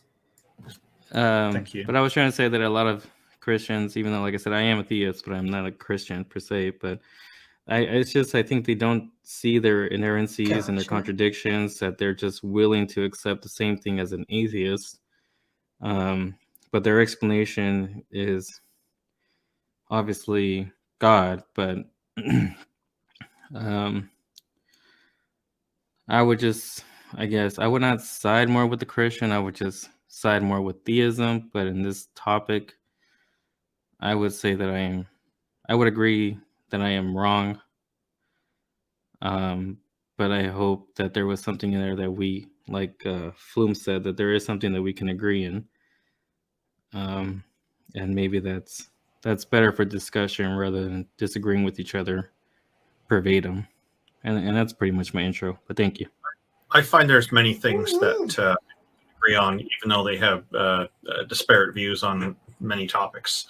So yeah, that's great. Thank you, Pseudonym. And thank you so very much, Pseudonym. And actually, before we go into open discussion, I just want to get Samar and Danny on here. Samar, what is up? We are midnight ranting on atheism versus Christianity, which is better for society. What are your thoughts? Hi, Amy. Hi, everyone. Hi, Randolph. I got a chance to talk to Randolph before. Hey, how are you? How are you, Randolph? I hope you're doing well. Good. Let's hear your intro. Oh, pretty good. Besides what's wrong, everything is wonderful. Every day above ground. Good day. Exactly. I'm not a Christian. I'm not a Christian, but I would side with the Christians on this point. The reason why, in my opinion, is because if we look at the society,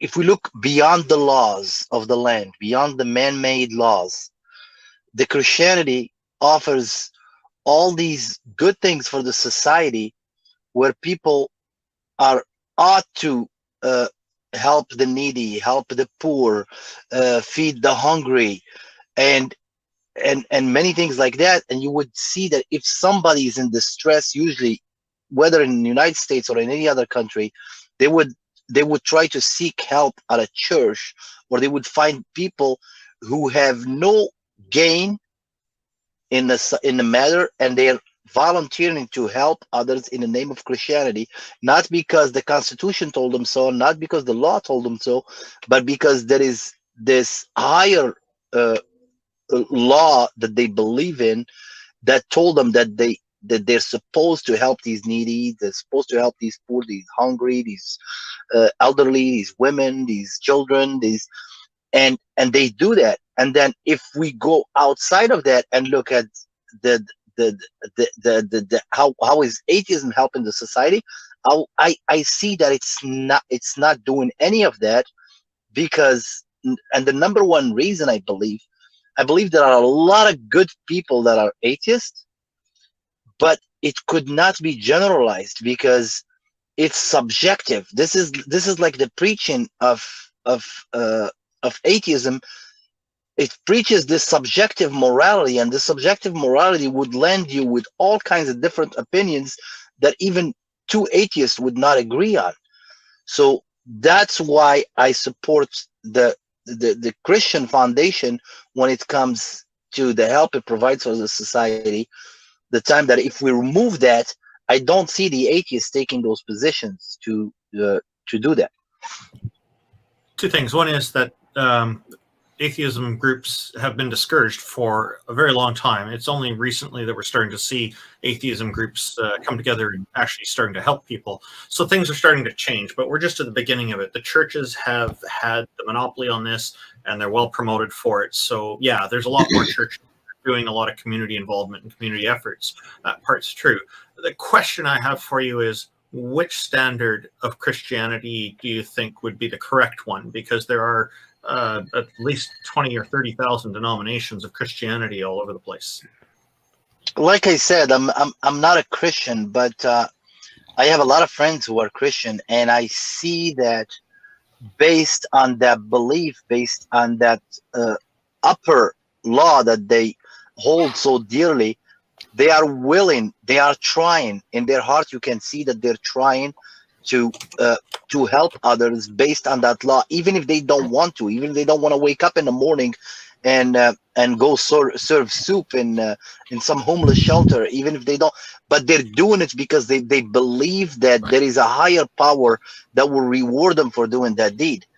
I mean, an atheist can never say that. They can never say that I am pleasing a higher power. I'm going to do this even if I don't want to. No, but I can say I'm pleasing myself and other people important to me.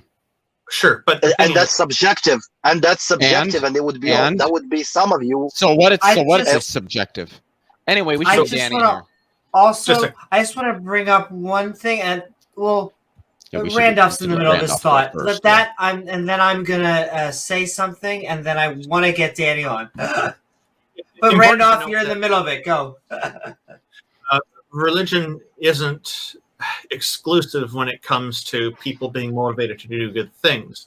And a lot of the people you mentioned going to the church for help because of seeking a higher power. That may be one reason. Other people will go there because the church has a reputation for helping people. They may not be religious or following that particular religion, but they're trying to find community, and the church is known for this. I predict that over time, atheism groups will become just as prominent. It'll be a while because there's a lot of catch up to do. The churches have been doing this for 2,000 years roughly with a free hand, and atheists have been put out of politics and put out of everything. All kinds of influential things have been passed up because of the divisiveness of Christianity. And so atheists have been passed up on all kinds of opportunities to excel and contribute to society in ways that would be really nice if we could have over time. So the vilification and stigmatization of atheists is waning. There's still a lot of work to do to get rid of that.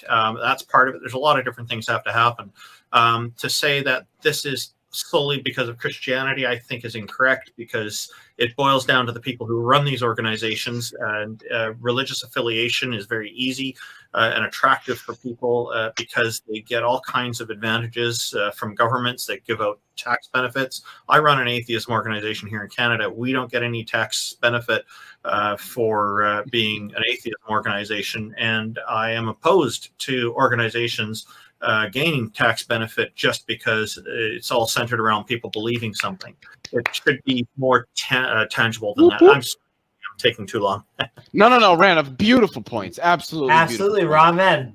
I just want to add that often, because the majority of theists are moral realists, they kind of just say theism is moral realism. Are they moral realists, though? Is subjective. Well, I mean, I don't think so, honestly. So let me get to my cake. Exactly. So they basically will say, well, that is the dichotomy. It is either theism with objective morality. It basically, this standard that can never change is always right. And then there's just the atheists with their subjective morality, which is just hippy dippy, whatever you feel like, just go with the flow, man. Why aren't you doing?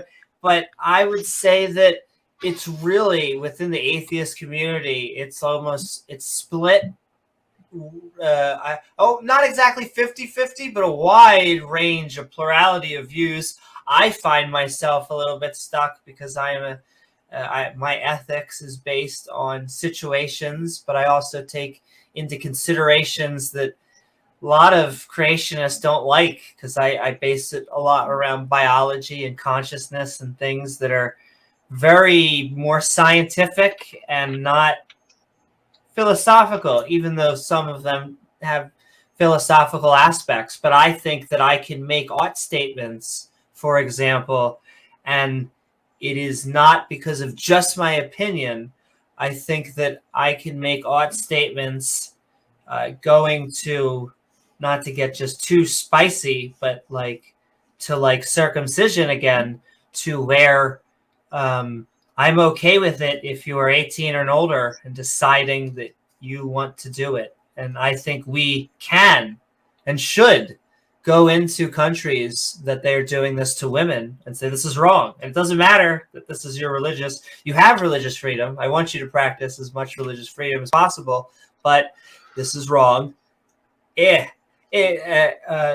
so I guess my main thing is you'll find people like T-Jump who are completely moral realists. They're 100%. They believe in objective morality, and T-Jump will tell you that an objective truth is a truth claim as much as the speed of light. And then you will find atheists who will say it is completely subjective. My co-host, one of them, I think Randolf, is a subjective. And so it's really a plurality. And so normative and then subjective.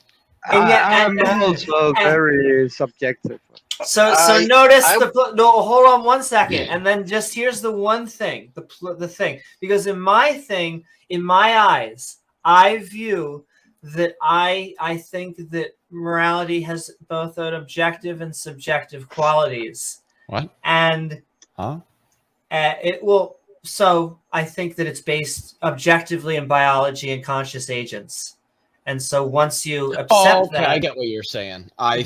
You now have a game theory that you can work with. Yep. And so, and then in the counter, I would say that a God is actually my thing inverted. It's like the worst of objective and subjective morality. It is this subjective mind that makes things objectively good just by it in virtue of being so. Amy.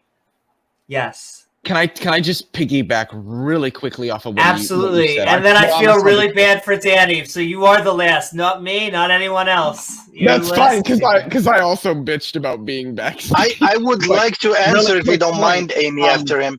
Sure. And I go ahead, Amy. No, it's your channel. Go ahead. Well, can you both hold on then? Yes, I can. I can hold on. Let's both hold on. Yeah. And we're just going to get Danny in.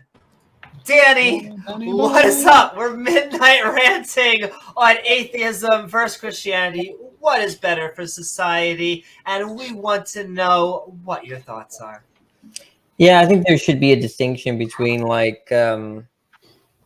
would society be better with the current Christians in power or the current atheists in power? That's one question, right?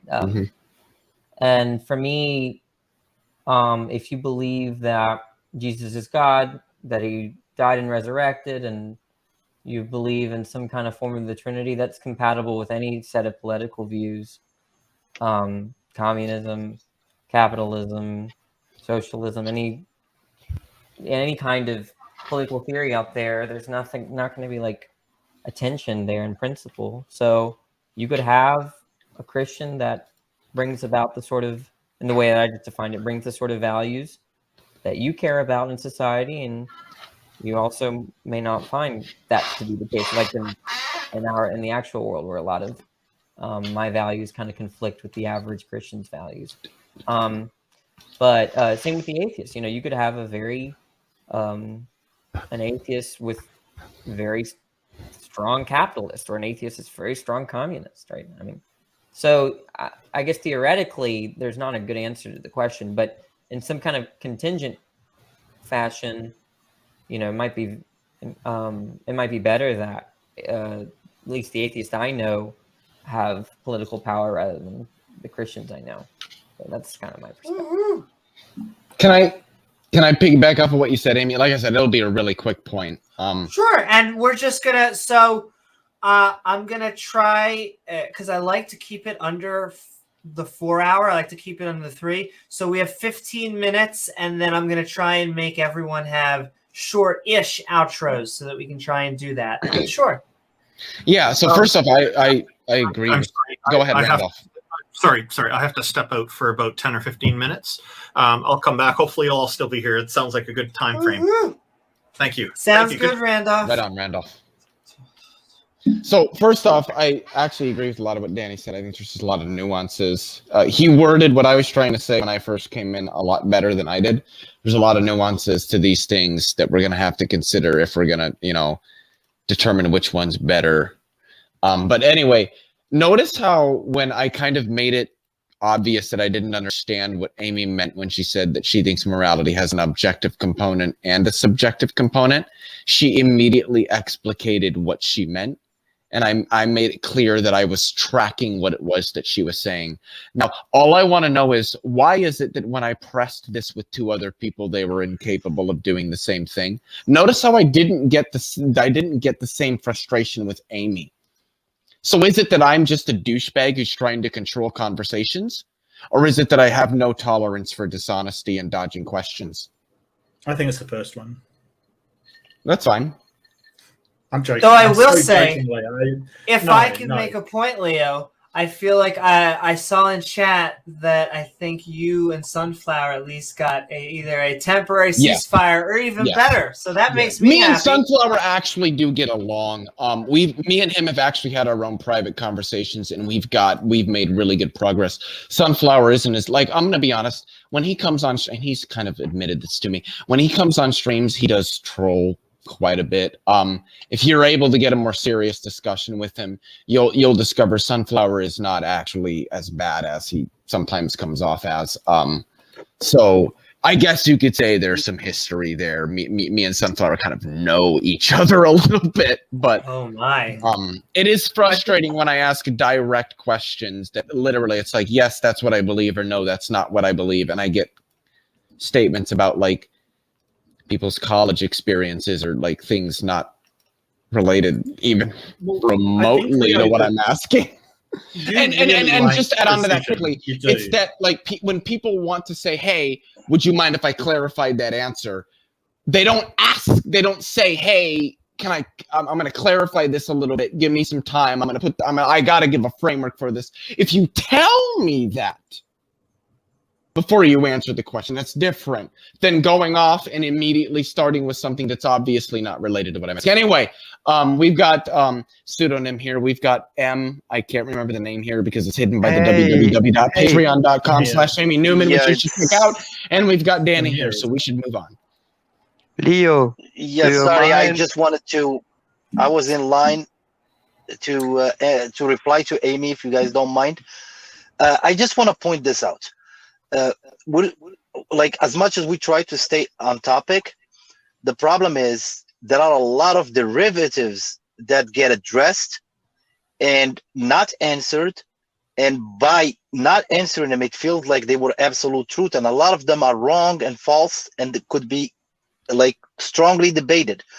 And I just wanna point a few out, like right now. Number one, like we talked about circumcision, like if it was a cut and dry thing. This is not an atheist or a theist. Literally. Yes. I mean, let me just lay this egg and then boil it. The Mayo Clinic okay, which I would say is a higher authority on the subject than any of us. No. Good old mayonnaise clinic. No. We have studies all over the world that says that circumcision is bad. Well, we don't actually. We do. Okay. Unnecessary, No, we yes. don't. The Mayo Clinic, the American Academy of Pediatrics. There's several European organizations, and there are several activist organizations in Africa promoting the circumcision of men. They say at a point when they're capable of consenting to it, which I don't disagree with, because it helps. You realize you're answering the question I didn't ask yet. I haven't actually finished. It helps to ensure more cleanliness with respect to genital hygiene and reduces. I can cite these studies as well, by the way. Back their foreskins, then their moms have. You can't always clean properly. Also, simply by I just want to send out pulling it accents out there because I think Flum agrees with Leo, and you're both arguing with Samar. Just want to point that out. Well, I don't agree that circumcision should be banned or discouraged. I think it should, much like abortion, be left up to the people and their doctors to decide. No, it should be banned. No, it shouldn't. I don't know many men. Now you two are arguing. Would agree with that. We're debating. Well, it's not genital mutilation. It is genital mutilation. Well, okay. So in virtue of what is circumcision mutilation? Because you're taking a part of the genitals. So I think it should not. So are you saying that circumcision is severe damage to the body? Let me put in my 2 cents. Yes, I think it should be banned. And hold on one second. Syria. I'm sorry. Go ahead, Mark. I think it should be banned in cases where a demonstrable benefit cannot be gained from it. When it's just to do with religious practice, and like you're pointing out a benefit of it, like in sub-Saharan Africa where they don't maybe have access to showers and things like that. I understand that you're saying, hey, sometimes there's a benefit, but let's allow it where there's a benefit and not allow it when it is just the mutilation of somebody. Should we disallow abortion where it has no benefits? Sorry? Should we disallow abortion where it has no benefits? Where a woman says, look, I just don't want to have a kid, we should disallow it because there isn't necessarily any real benefit to that, right? Kid is a benefit. No. So I just wanted to say here, according to Wikipedia, mutilation or maiming refers to severe damage to the body that has a ruinous effect on an individual's quality of life. Something I do not think circumcision would fall under. Now, hold on here, really quickly. To land the plane, I'm just going to keep going. To land the plane, the article also says it can also refer to alterations that render something inferior, ugly, dysfunctional, or imperfect.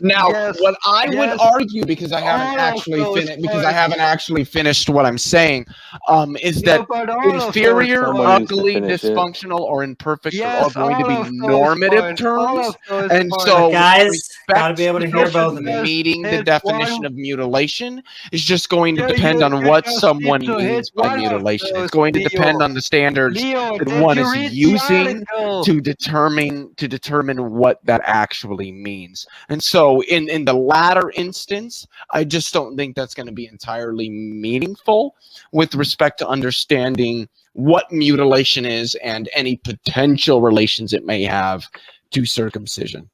And I'm going to ask, can someone get us back, whether it's a reach around, or not, back to atheism versus Christianity, hey, Amy, whether it's better for societies? Oh my! Daddies want their boys' wee wees to look like their wee wees. That's why. Hey, Danny. That's it. So yeah, what's up? Leo, I didn't see. What's up? Oh, are you looking at the screen now? I'm looking at it. Amy mentioned reaching around. Oh no, it's a salad. I went like this, and then I went, "Hey, Danny." Oh my goodness. I'm sorry. I like fucking with people. Yeah, honestly, I know I've met people that in at least in North America, isn't there a stigma against uncut people? I have heard that. I would argue that there probably is some, whether it's a majority opinion or not. I don't feel confident enough to comment with respect. So let's say toward. they were, and let's say it's not just it's a sexual stigma. So it's like people don't really care if you're circumcised or not if they're not sexually interested usually. But let's say that because I've had sexual partners. More of an aesthetic stigma. I'm saying that aesthetic. That's what we're talking about, Leo. Okay. I'm saying that there are I've met people who have said that them not being circumcised has led to sexual issues, and that people will overlook them partners or not even consider, and or make them feel self-conscious. I can't really comment to that because my penis is beautiful and circumcised. I don't know if that's totally true. I've never seen this. I heard that sentence in full somehow. That's a bold claim, sir. Let's say that's true for sake of argument. Danny. Yeah. Let's say that's true for sake of argument. It doesn't have to be true to make the point. Then I think you might have a reason to circumcise your kid. I would agree with that, actually. Yeah, I think you are going to have, in such an instance, I think it is that you can say there are going to be reasons why you ought to. I think this proves my point that daddies want their babies' penises to look like theirs. Oh my God. Being uncircumcised leads to potential health issues in the future, and the only way to avoid them is to be a little extra more careful and be a little more extra more clean than other people, and you're making your child have to do that in order just to be normal. He has to be extra more cautious and extra more have a little extra more hygiene just to match up with other people that are circumcised. Number one. Number two is the fact that when my parents circumcised me when I was little, when I grew up, I never remembered it. And I was just blessed and happy that I was circumcised. If I was to wait until I was 18 and then when I was conscious of the pain and then I had to make that decision for myself and walk into the doctor's office and have him cut me, then I probably wouldn't have done it. So you got to think of that aspect. Well, I don't think there's I just want to say something with it. Number one and number two, my penis is circumcised, and I still wash it. That's all I want to I'm going to give it to all of you. I'm going to give it to all of you. First of all, kinky, but we got 2 to 3 minutes. So the panel, we need to figure out abortion, circumcision, and all of the theological problems in the next 2 to 3 minutes before outros. But Mark, the floor is yours. Well, I can do that. So I don't think, Leo, that basing it upon what is conventionally aesthetic is a very good idea. If we thought scarification, I'm just addressing Danny's point. If we thought scarification was a good idea, I guess my problem is, where do you draw the line on what you want to do to a child to become aesthetically pleasing? This does include female genital mutilation, because we've only been talking about guys at the moment. That you could include that in that as well. Well, if that makes her more attractive, then but they're not the same. Should be ought to do that. Headbanding, feet. Can we let Mark finish, please? Yeah, could you please? The whole idea is that we should be basing, or I think that in my morality should be based upon more of what's pleasing to others as far as aesthetics, and more upon what is beneficial medically. And that's why I said to Leo, if there's a medical benefit for doing this procedure, sure. But if you're mutilating it for no medical reason, it's a procedure that can cause issues. It can cause all the things that Randolph laid out. So I think it's dangerous to do so if there's no medical reason to do it, all procedures, really. I think it can cause those things. But I want to respond to Mark. But if you found yourself in a society, maybe this is not the society, but let's just say hypothetically, that where women, let's say you're straight, where women heavily preferred circumcised penises, then would you have a preference for what your parents would do to you as a child? I would probably still want to be uncircumcised. I still don't think that it justifies, but unless you're talking like 100%, people are absolutely ostracized. But that could be applied to any number of things that could be detrimental to the person growing up. That we wouldn't see that as doing to do to a baby, because it is, or it could be possibly harmful for them upon maturation. So so you don't believe the medical benefits? I don't think we're disagreeing too much, Mark. I'm just saying there isn't a point where you and I would say that, okay, if the stigma is that bad, which I would agree that if people are being stigmatized based on their uncircumcised dick, that's I'm against that stigma, right? But obviously, but there's a point where the stigma is so high that you would probably consider circumcising your child if it's that bad. Can I kind of draw an analogy with what Danny's saying? Like, think about in 1930, or 1928 in the United States of America.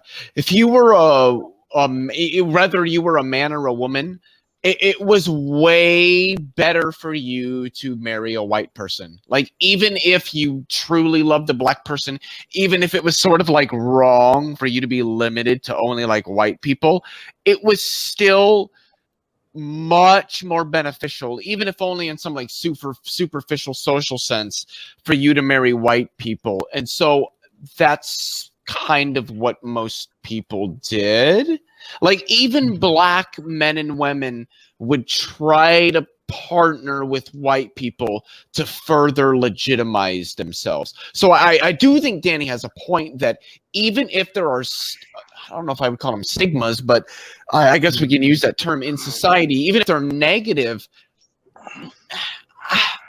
just at least tentatively, most people are probably going to try to fulfill those stigmas for the sake of some sort of social acceptance and the furthering of social cohesion. It's not to say that this is like morally, acceptable or permissible, but just that that's what most people will do. I can't believe that you guys care more about foreskin than you do about the child's life. Blows my freaking mind. Well, I'm sorry, my computer cut out. Can you repeat that? We care about children's lives too. Sorry, go ahead, Dan. Well, no, I'm sorry, but like, not to interrupt, but like, legitimately, my computer cut out. I didn't hear what P-Town said. We care more about what than you care more about the child's foreskin than you care about the child's life. I mean, children's sports are probably just as dangerous. If you look at the number of deaths per year to circumcision versus the number of deaths to children in children's sports, it's probably around the same, right? But so, I mean, but I think I'm more on Mark's side. I think you're lost, dude. Wait, hold on. You think that there are about an equal amount of like harmful results from circumcision as there are from like sports? Children's sports, yeah. I don't. This makes my point. I don't think so. How many kids die a year to circumcision? We can just look it up. None. No, they're people that they're babies that die to circumcision. I would need to see the literature on that. Or 5 years ago, I heard statistics being cited. I think that's fine. I want to see literature. Over 700 people a year die from circumcision. And how many people a year die from sports? And more? guys, I'd almost guarantee you it's more. Could be. Wouldn't surprise me. Even though it doesn't seem like a lot of time, even with a panel of 9, even if it was just a few minutes, it's a half hour. So we are going into our outros. My request is to try and keep outros piffy. However, you can say anything you want about the topic. We have a lot of content creators on here. Please feel free to shill, because I want to shill for you guys. And okay, with that, Danny, you were actually the latest to join us. So in about 3 seconds, you are going to be starting out our outros.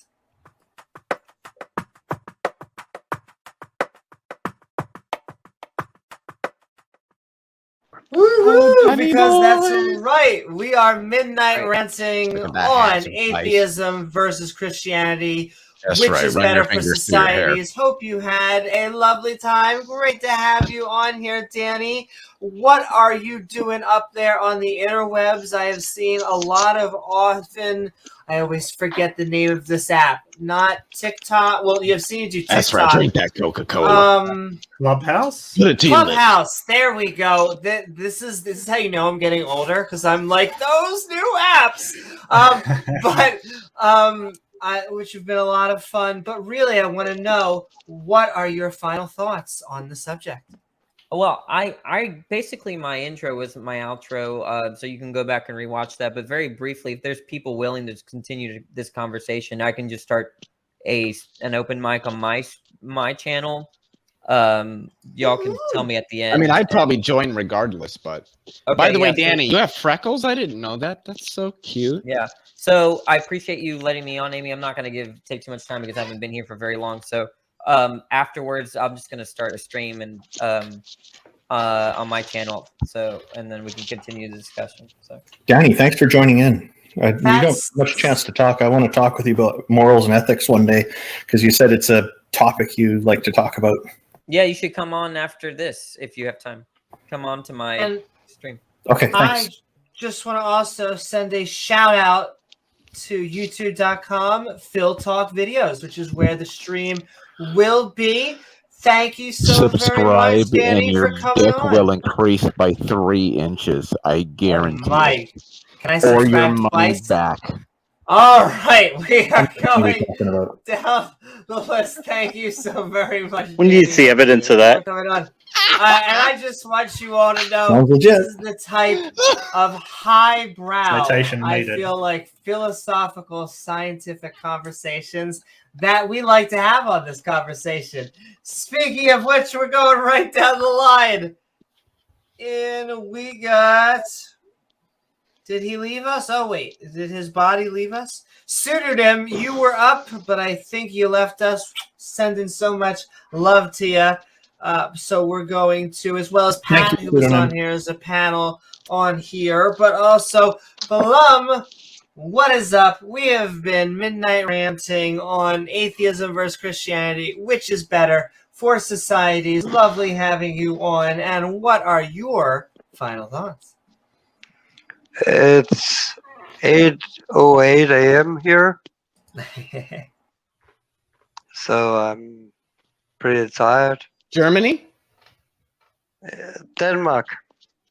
Oh, yeah. Is that a claw? I don't even know what I'm saying. I'm sorry. I'm so sorry.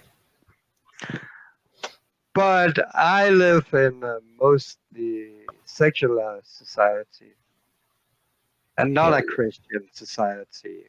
We just had a big election. And So did we. yeah, I heard. I hope he heard good. That's all I can say. Oh, you didn't re-elect Trump. Well, and Democrats did significantly better, so that's somewhat positive. But the atheism versus Christianity isn't really a fair question. Mm-hmm. Like Pat brought up, they've been running the show for almost 2,000 years. So now it's our turn. Yeah, we have to get in the front seat and drive. But I like the abortion debate. That's a debate I can really get into. Or the genital mutilation debate. We can also get into that. But Unlike a fetus. I'm sorry. Had to make that joke. I really didn't, but I have to. Mandatory. But thank you. But I'm done here. Thank you so very much, Flum. It was lovely having you on, and keep on coming on. And all right, we have. Oh my, Amy, can P-Town go next? My phone's gonna die. Absolutely. Which is good. I don't know who is next, but in virtue of them, I'm going to say P-Town should go next. Yes, well, technically speaking, Mark has to spread the mark all over to other people's body. That's how the mark of the beast spreads. I'm pretty sure, probably. But P-Town, you got a choice of wrist or forehead, apparently. So take your pick. My. But we have been midnight ranting on atheism versus Christianity, which is better for societies. Do you have a channel? If you do, give a shill. But also, what are your final thoughts? I have one, but I haven't made any content. So go ahead and subscribe. There's nothing on there. But, I believe that babies are good. And I believe in mommies and daddies. And I think all those things are good things. I believe in Jesus. I believe in the Bible. And have a good night, my atheist friends. Thank you. Ooh. Good night. Once again, I can't help but just bring up a video. There's a video out there that says Satan loves kittens. I almost don't want to ruin the joke because I guess it's the way we appreciate kittens and the way Satan might be a little bit different. Unlike Satin, who's 50% softer. And all right, thank you so very much, P-Town, and I'll tell you, if you don't have any content, just think about what James and I did. We couldn't help it anymore. Riffing pre-debate, we were just like, damn, we can't help ourselves, just bouncing back and forth.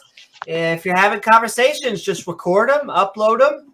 This conversation is being recorded. Sir, this conversation is being recorded. Hey, thanks for telling us. I'm pretty sure, James, you can confirm this. You're back. You've sent that dude to my name's Gavin.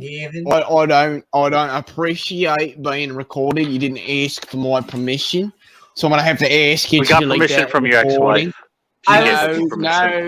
No, silence. You don't know what you're talking. I'm sorry. I'm so sorry. I technically speaking have permission from Gavin because Gavin and Iron are both down here. They're part of the No Pants Debate Club, and so they have been joining me ever since.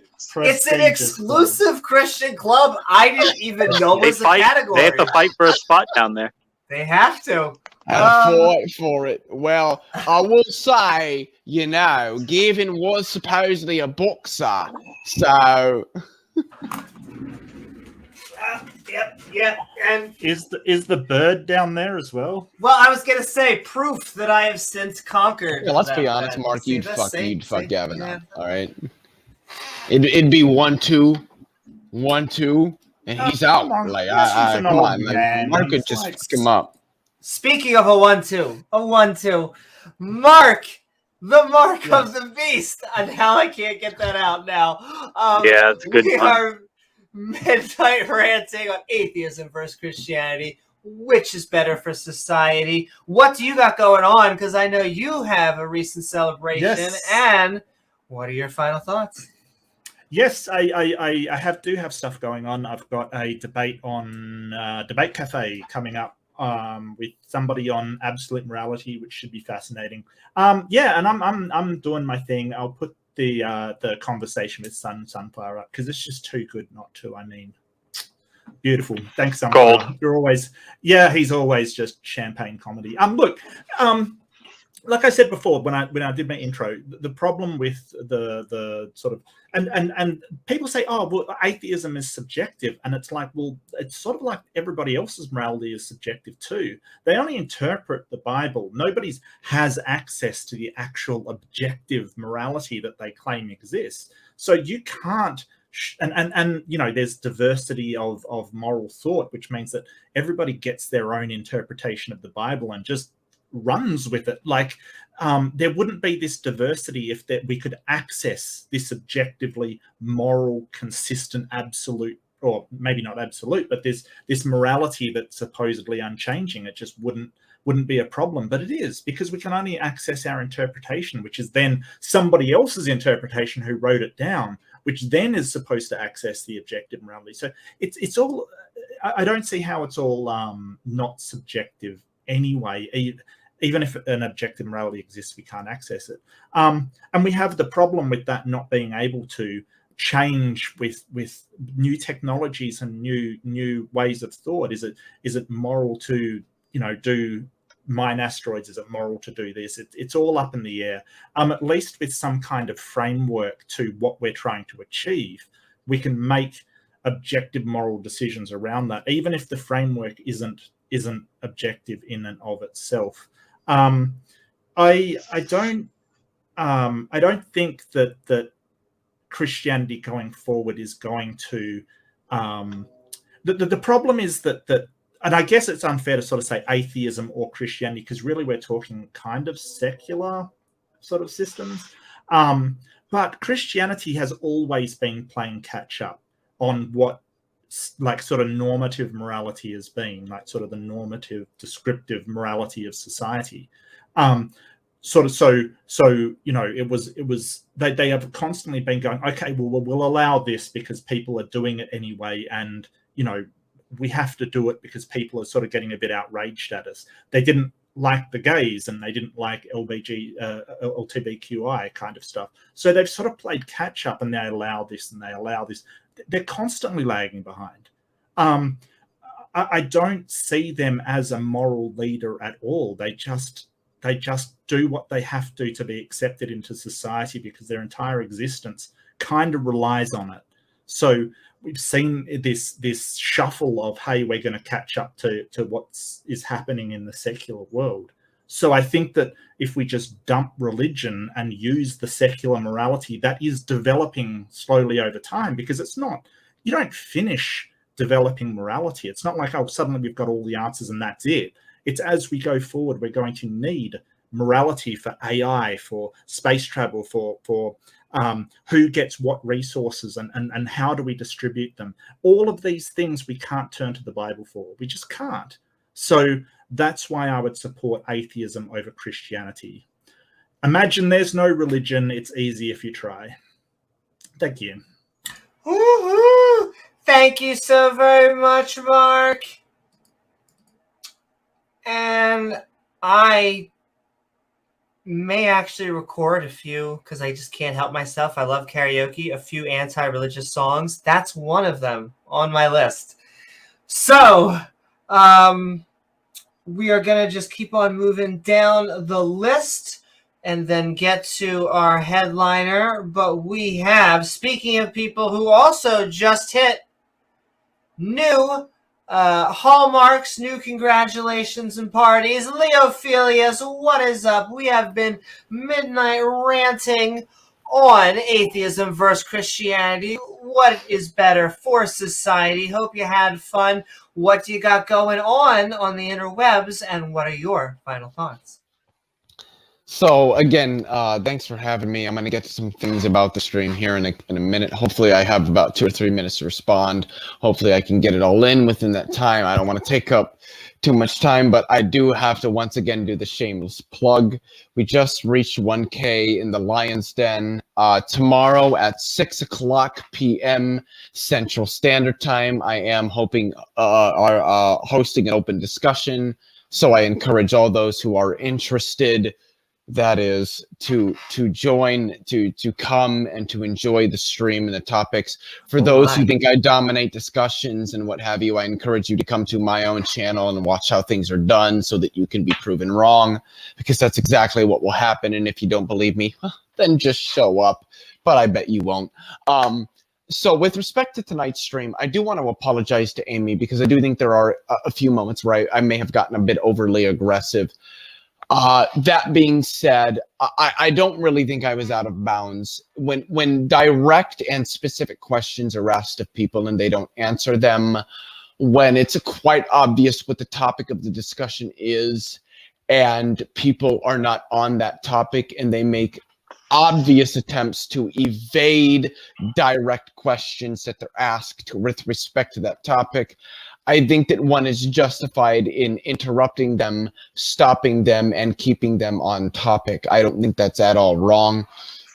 if you asked me how old I was and I said, well, you know, this one time my grandma, you would probably go, wait, what does your grandma have to do with how old you are? Like, I just want to know how old you are. Like, can you just tell me what your age is? If I went, whoa, well, I'm getting to that, you'd probably say, okay, can I ask what relevance your grandmother has to the discussion? So I think the problem is there's a lot of people that aren't yet capable. They haven't been in these spheres long enough to be capable of understanding when people are being dishonest and the best tactics that one can employ with dealing with that, which is a direct demonstration of their dishonesty and an explicit opening of that dishonesty to the public so that they are very much aware of where an individual is being dishonest and in what ways. I think this is very meaningful to productive discussions, as I think it weeds out the people who aren't interested in that. And I think that conduces, by weeding out the people who aren't actually interested in the meaningful discussions, or further conducing those meaningful discussions in virtue of ensuring that the people engaged in them actually want to understand the person. That's why there are at least 2 people I can name, that I won't, but that I could name, that I asked to reiterate what my questions were back to me. And instead of doing that, they insulted me, they attempt to belittle me. And all this demonstrates is that there was no attempt to understand what I'm saying. There was more of a desire to bloviate about unnecessary things that aren't related to the topic of discussion or to what's being asked. This is done by people who hold to intellectually dishonest positions, who can't defend their position, things like this. I think that this should be pointed out. I think it should be laid bare for everyone to see, because I think that's the best way for exposing people to the kinds of tactics that are employed by conservatives, traditionalists, dogmatists, fundamentalists, conspiracists, the globe over, with respect to manipulating the directions that discussions go. And you'll see it from Darth. You'll ask him a question, he won't answer it, he'll bloviate about something unrelated and then ask you a question. And that's where I said, no, this isn't a time for you to ask me questions. Anyway, I do want to apologize, though, because I don't want to drive people from Amy's Sending love, Leo. But at the same time, look, I'm not going to let people come on Amy's channel and be blatantly dishonest with the interlocutors that are present here. And if you do that, I'm going to call you out on it. And if you can't stand your own, that's your own fault. I'm not doing something wrong. I'm willing to admit that I may have I may have been over aggressive, but at the end of the day, dishonesty shouldn't be tolerated. And when somebody asks explicit and direct questions and they're being dodged, they're not being answered, people aren't staying on topic, I think that should be called out. It's just a final 30 seconds, if I may. With respect to the topic, I would just reiterate my point that I think that when we talk about atheism and Christianity, they're just going to be a bit too ambiguous to really determine whether or not there's like a society living under one of them is going to be more beneficial than living under the other. I think that there might be slight benefits to secularist ideology over specifically religious ideology, but I think I would repeat what I said in my opening statement, that you could turn everybody on the planet into an atheist. And I think that while there might be some changes and a lot of them might be somewhat meaningful, there's not going to be a lot of changes that are made that are going to be like extraordinarily meaningful with respect to the further progression and development of human society. And I'll leave it there. Woo-hoo. Thank you so very much, Leo. And again, check out Leophillius's 1000 celebration party this week. And all right. I do want to apologize one more time to Amy, just so that she knows I'm not like trying to make people not watch her channel, but look, and James. Amy and James. Yeah, James as well. But I don't have a tolerance for dishonesty. No, I get it. We're skeptics. We want to push back. I'm sending that love right back, Leo. We can talk about it more in depth another time, but we love you, Leo. But it looks like we just have Samar and the co-pilot, and then our co-pilots, and then Randolph, our headliner, is going to be going. And so, Samar, we have been midnight ranting on atheism versus Christianity. Which is better for society? Hope you had fun. Do you have anything going on in the internet world? And what are your final thoughts? Okay. I have a channel, but it's totally unrelated, and I haven't done much with it. First, I would take this chance to thank you, Amy, for hosting everyone here. The second, I'm gonna try to take advantage of hopefully 3, 4, or 5 minutes, or how much ever time I have to talk without interruptions, I hope. Like I said, I maintain my position. I believe that Christianity is better for society than atheism. I'm not going to go much in detail into that, considering the time restriction. The number one thing that I wanted to mention is when we talked about circumcision, I just wanted to mention when the medical society tells you that some of the benefits of circumcision is easier hygiene, decreased risk of urinary tract infection, decreased risk of sexually transmitted infections, prevention of penile problem, decreased risk of penis cancer. These are not aesthetic things, and I don't think we should waste much time talking about the aesthetic when the health issues are to be raised. The number two thing, and this is the reason why I jumped on board, is because I asked a question in the chat, the one that you relayed, Amy, when I said these babies that are being aborted. If I was talking about the specific example where what about that mom that doesn't want to care for a baby, a mom that doesn't want to raise a baby, she just doesn't feel like it, and she just it's gonna ruin her life or whatever to have a baby, and she doesn't want to have a baby or whatever. I said there are thousands of people who are desperately waiting on a long waiting list to be able to adopt a baby. And then the answer was that the question was dishonest. Now I'm gonna come back and retaliate and say that the answer was dishonest because the choices were not to actually raise the baby, give the baby to adoption, or not birth the baby or whatever. The choices were actually to let the baby live or die, and giving the baby for adoption was just a solution. The choices are to allow the baby to live or die. That's from another aspect. The third point that I want to raise to Leo, as much as I believe that Leo talks with a lot of passion, he likes to defend his points as much as he likes. I don't believe that the third person that was with you guys was dishonest, and I don't believe that calling somebody dishonest in an apology is really apologizing. It's just giving them a little more insult. And I don't believe that the point, like logically, that you made is actually logical. And I'll give you an example of that. You said you're going to ask somebody what's your age, and you don't want them to dance around the pot. You just want them to tell you how old they are. Well, I'll tell you. There are parts in Africa where people weren't dated when they were born.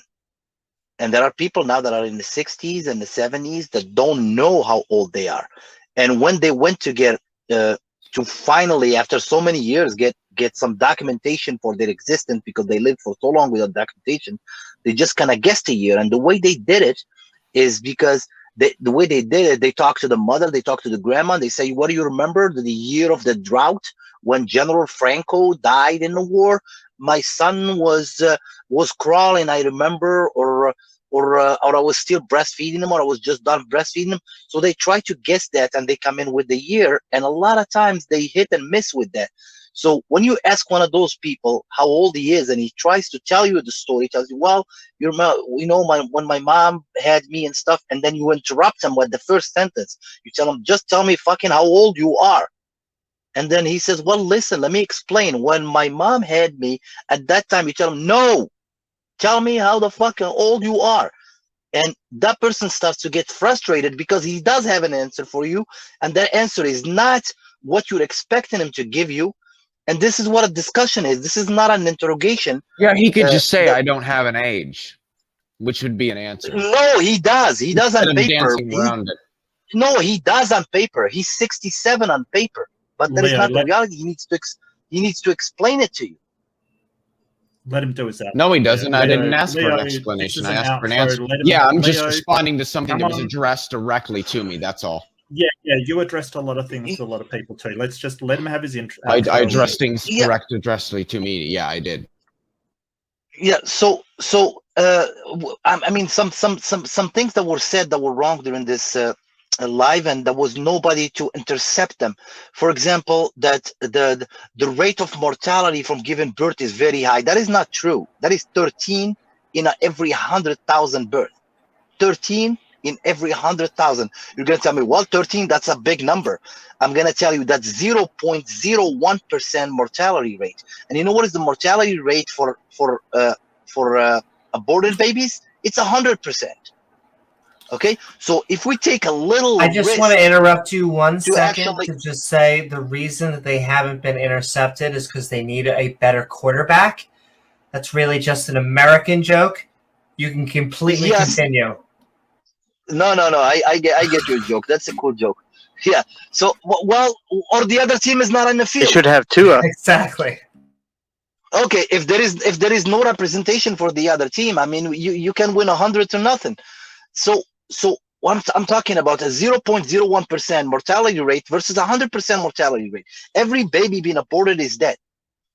So and then the other question that I would ask is the baby that was aborted out of 100,000 babies that were aborted, if they weren't aborted, were they going to live? Were they going to be babies? Let's call them fetuses, call them whatever scientific name you want to give them or Greek name. If they weren't aborted, were they going to live? Were they going to be human? Were they going to grow up? Were they going to be able to talk for themselves and defend themselves one day? So I saw you guys at one point. No, I'll take that back. Sorry, I watched 2 live and I confused them. But I'm glad you guys weren't that live, so you were able to see that point. Like our atheist friend held on to the story of Abraham about how he was going to kill his son, and it was a test from God. In both the Christian, the Muslim, and the Jewish faith, the same story is related. And God tested his faith, and God didn't let him do it. It was just a test. And the theists were actually held down their throat for a theist that was supposedly going to kill his son and didn't do it. And then at the same time, that same person would go around and defend the position that it's okay to let all these babies die. So I wonder, like, this is not subjective morality. This is shifting morality. Like it's morality should not be shifting like from one time from one position to another. And when the problem with this, we see this across like different things. We don't have to go back in history. We see it. We see like some morality that I'm not talking about you guys or this guy or this guy. We see in general. We see that some people will stand with this position when it's related to their group, but they will be against it when it's benefiting another group. Just because they're not part of their group. This is the problem that I have. And the last point is that I heard that religion doesn't offer objective morality. Yes, it does. Religion gives you standards. No. There is. So it is not religion. Okay. Religion gives you standards of, for example, before Islam came, before even this abortion talk or anything, these people weren't religious, and these people used to kill their female birth child. They will actually bury them alive. As soon as they were born, they will find out it's a girl, and they would bury it alive. And when Islam came, it banned this. And banned this practice, and I'm pretty sure that the teachings from Christianity will be against this as well, and from Judaism will be against this as well. So there is a rule: you cannot do that. When we talk about cheating, that's banned in the religion. And then you say, but why would the religion decide for me what I want to do? Because cheating causes a lot of problems for the society. We have a lot of babies that are born from these relations which are not uncontrolled relations, where the guy can just walk away. And unfortunately, it's 100% of the cases where the guy walks away, it's the woman who struggles with that child.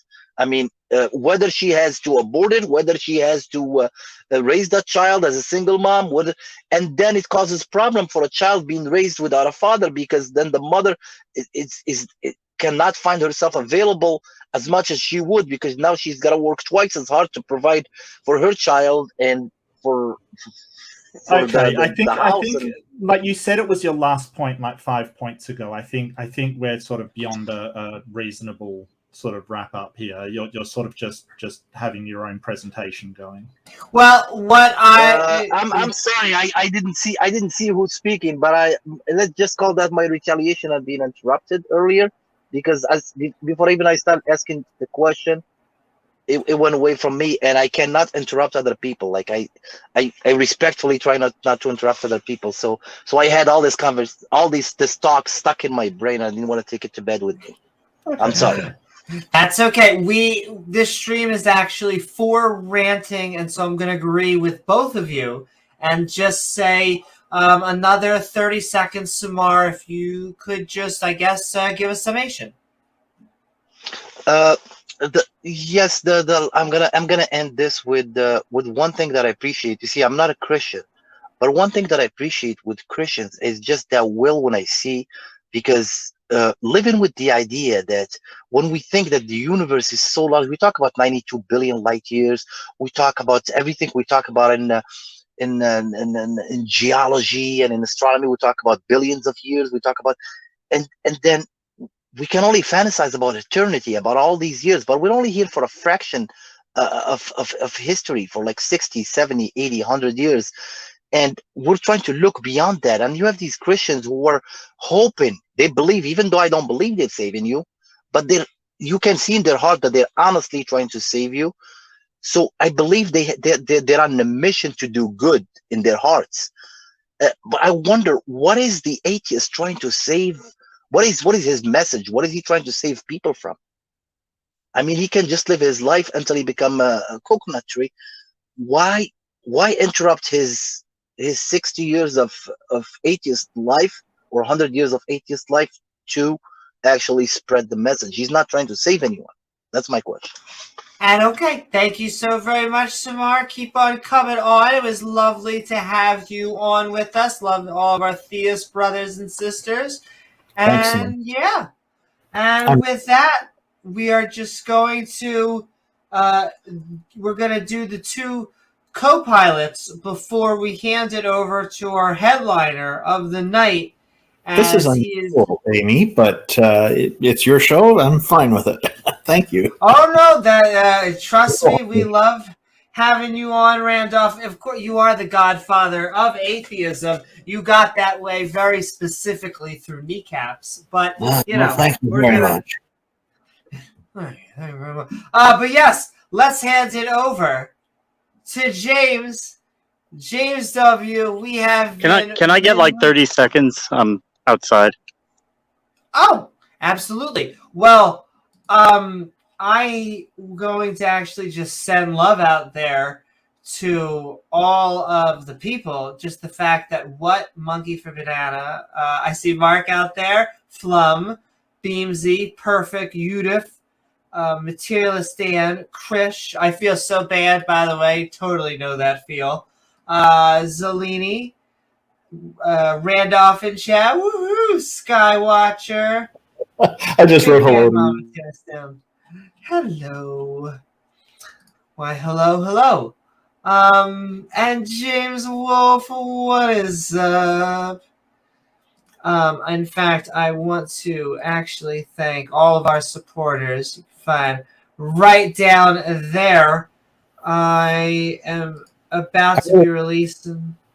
I really like this community you've built. It's you and James have built. It's so many people part of it, and it's wonderful that we've got people who are not atheists are also engaging and enjoying being a part of all of this.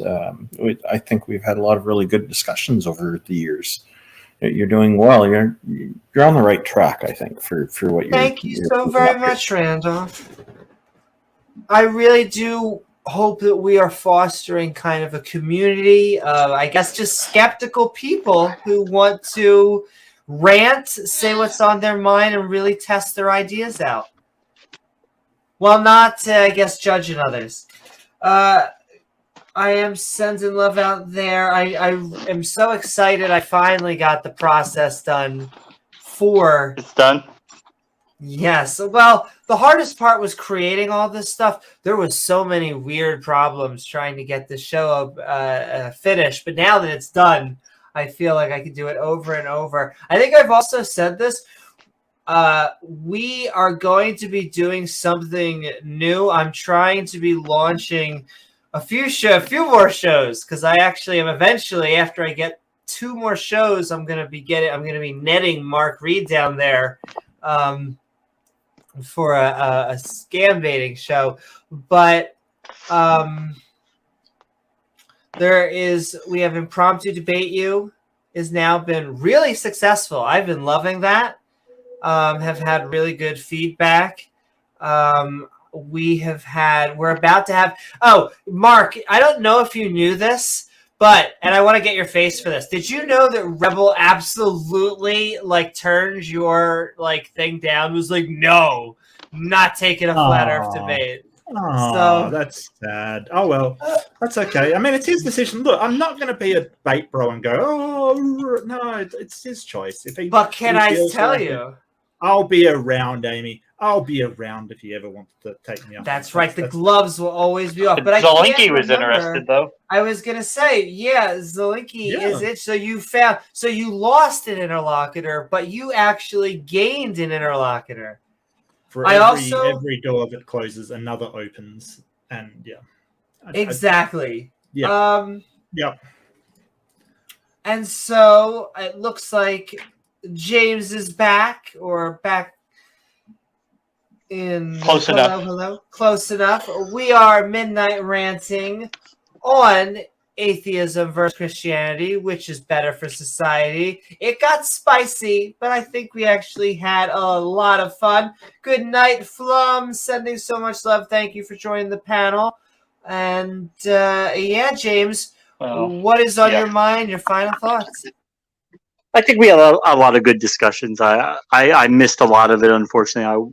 The timing wasn't very good for me, so I wasn't able to help out with moderating the stream. So I'm sorry about that. A lot of that fell on Amy's shoulders, and it can be a lot for one person. But hey, I think we did have a lot of good discussions, and things get a little contentious, but these are contentious issues. People have strong opinions. People really feel strongly about their beliefs, and they want to advocate for them. So it tends to get a little spicy. But as long as we're having good discussions. Stop being reasonable. I'm trying to be, but we do want to let other people talk, and we don't want to go completely off the rails. But anyway, once again, Randolph, you did a very good job in that debate. I think you advocated, you put on a strong presentation, a strong advocacy for a secular society, a secular worldview. I think our laws should be based on secularism. We should have you should be able to articulate neutral reasons for your beliefs, other than trying to impose dogmatic religious beliefs on people, which tends to go a little awry. People tend not to like that. Anyway, thanks so much, guys. And once again, great job, Randolph, on the debate. I thought your opening, you pretty much you took him down with your opening, and it didn't get much better for him after that. So yeah, once again, good job. No, I got to watch this. Wow, the opening took him down. That's I just wanted to have Your opening, you came out swinging, and you landed a lot of good punches in your open. And yeah, I wasn't. My goal wasn't to take him down with the opening because we want to actually have a debate. But that's you really set the tone for your position. Like, yeah, we knew where you stood on that, and yeah, a lot of people do. Yeah. So you usually have very good opening salvos, Randolph, that are tied in really well to the rest of your presentation kind of thing. I really do like your eloquence when you do. But go ahead. In the way of The Godfather, take their hand and sling a knife in it. Make you an offer you can't refuse. Yeah, there you go. Maybe give them some cement shoes, maybe. Don Randolph. Oh, I can't advocate. You're on mute, Amy? That's right. I just like doing this, actually. I just have things in my hand consistently. You get used to that, huh? Sometimes you might fall in a cement mixer. You might not know why. Gotta end up in the fishes. All right, that's right. Thick Earth. Oh, I'm so excited for that emoji. I feel so bad for the artist that's getting that request. And hate for them to fall into a wood chipper or something like that. Ourselves and all our members. And exactly, a wood chipper. No, but he loves you.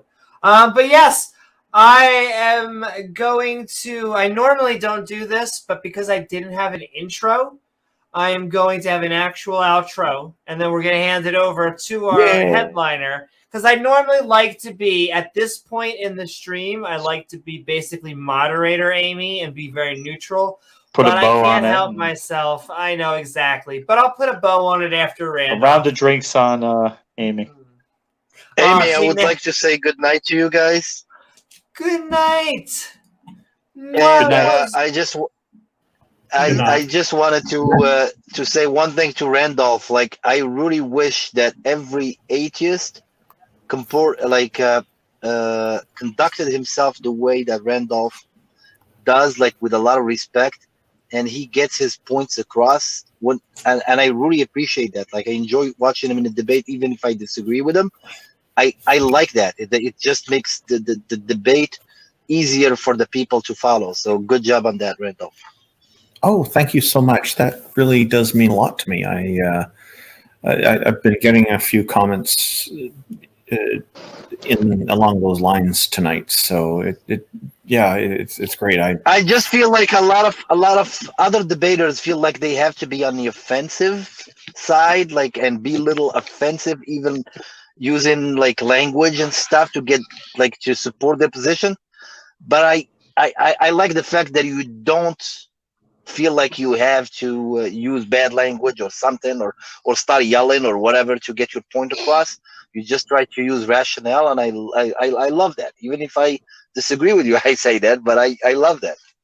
That's good.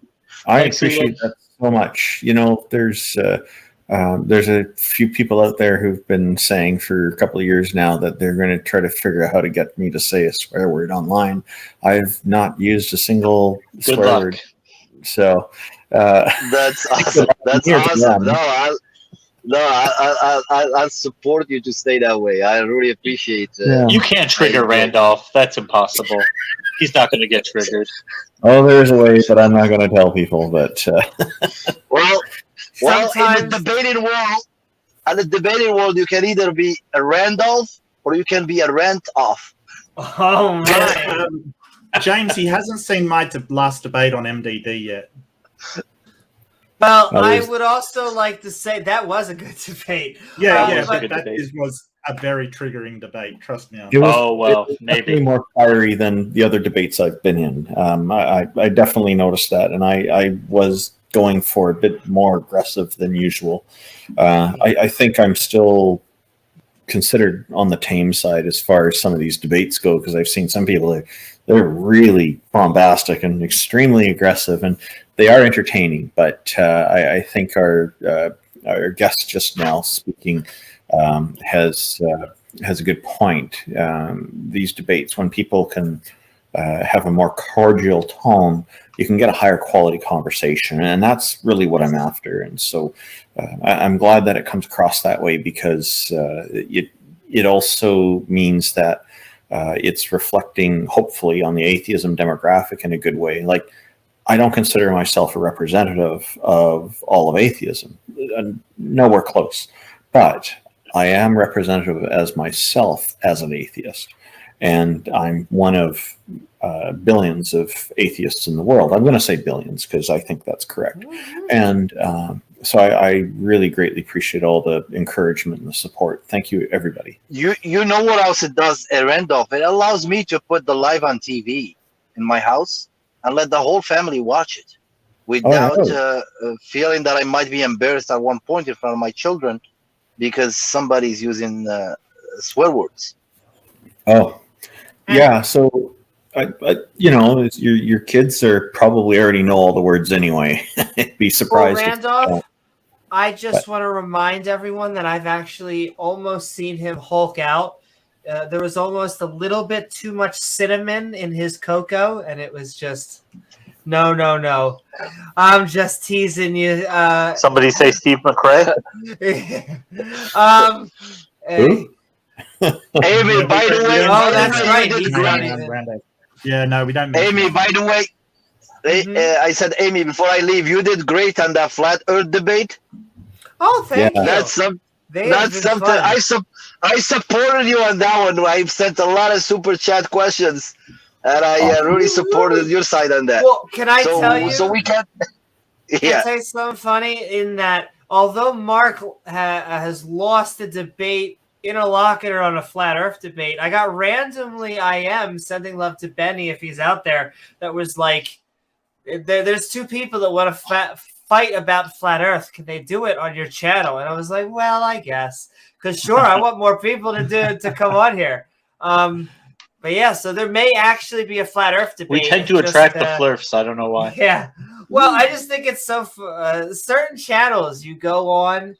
And it's just you get waves. We get a lot of nationalists after we go on Muslim channels. I don't know why, but then we get a lot of flat earthers sometimes on apologetic channels. You go on the Dawa channels, you get the Holocaust deniers and and almost Godwin's law. Exactly. I just wanted a little more to M. Like the kids already knowing those words, they probably heard it at school. It's good that you still maintain a standard at home, like. What we do, my own kids, they know these words, but they don't hear me and my wife using these words at home. So they rarely use them at home. And it's good that way, because the thing is with kids, they'll copy your example. You want your kids to take an interest in reading, for example. Reading to them is a very good thing. But if they see you sitting around and reading, they're more likely to emulate that behavior. That's going to have a greater impact. So, what you're doing, exposing them to good quality content, and they're noticing you taking an interest in good quality content, they're likely to do the same things. So you're the influence of your kids. And I'm very glad to hear that you're valuing these kinds of things and wanting to have the right things for them. Because I think that's usually an indication. Yes, I definitely do, and I just insisted on pointing it out before I leave. So I wanted to make sure that you understand that there is an audience for people like you out there. That's Randolph saves those words with his wife till after the kids are in bed. My! And I am going Right, about night, to guys. hand it off. Thank good you night, so and thanks very again. much, Samir. Thank you, it was Samir. a blast having you on. Keep on coming on. But I'm going to give, I guess this is my version of spiciness. I'm not normally spicy. I started off. But this conversation is being recorded. Yes, exactly. Sir, it's being recorded. Atheism versus Christianity. Which is better for societies? Atheism. But Christianity... we can go now. But Christianity had a peak about 1,000 years ago. You could say an end of the tunnel. Because everything was so dark. Yeah, they had to think of a name for this time period. It escapes my mind, though I'm sure the Dark Ages should be the standard for all amusement parks. Christianity gave birth to the Inquisition, burning witches, or as most husbands call them, Salem Town. You know, for things like having red hair or being left-handed, or as I call them, capital punishments. No. Though with religion, you get a moral system of whatever the hell they believed hundreds, if not thousands of years ago. So the irony is dripping when they say we have a moral system based on arbitrary whims. Take a sip.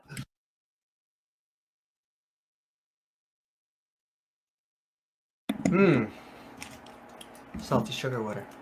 Oh, is that coming from the people who endorsed slavery? You have to understand, silly atheist, that was just the time period of the day.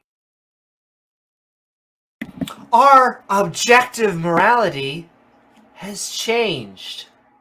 Now, we totally have something else.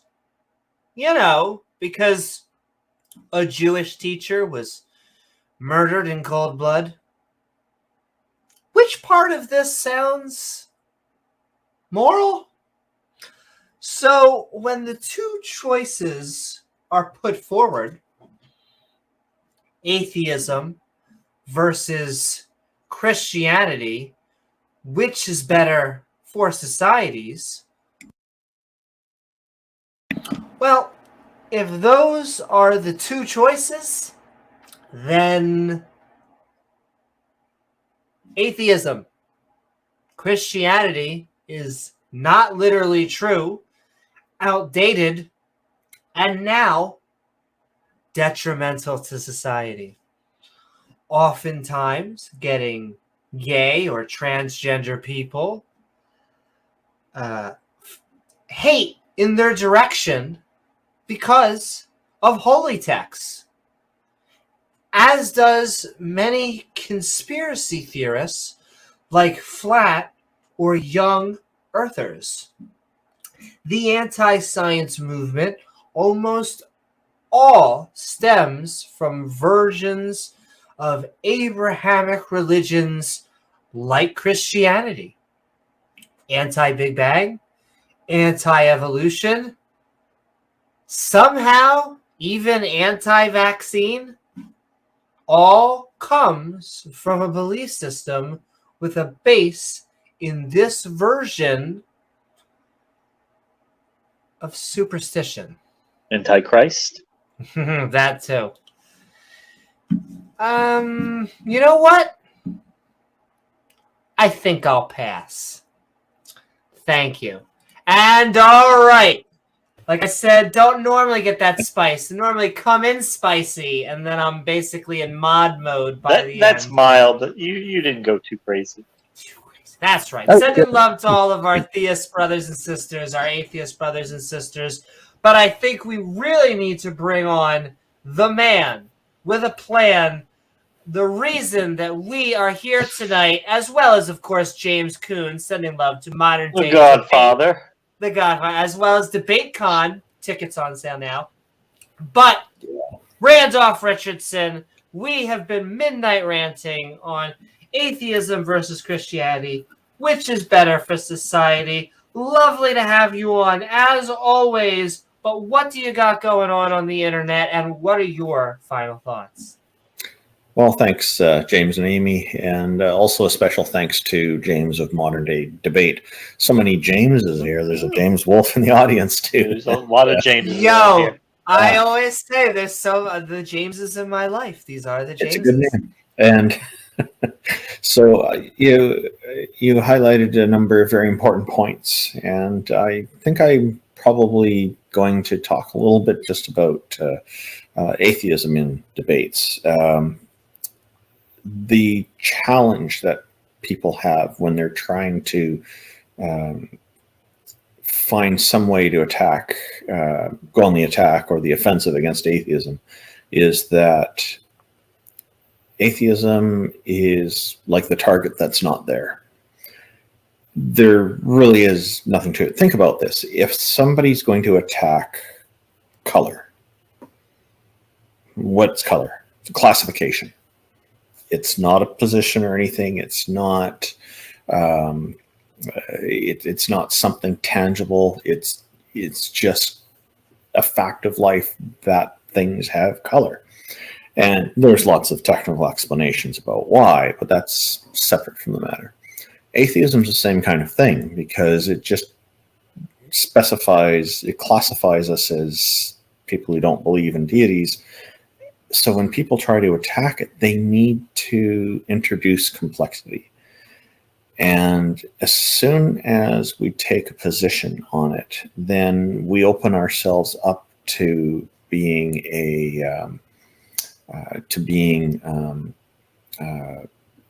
susceptible to, we've opened up an avenue of attack, and we're susceptible to possibly losing that position. And a position can be lost. There's nothing wrong with that. It's okay. But if we're really clear going forward on these things, then we don't have to take that position at all. We're not required to.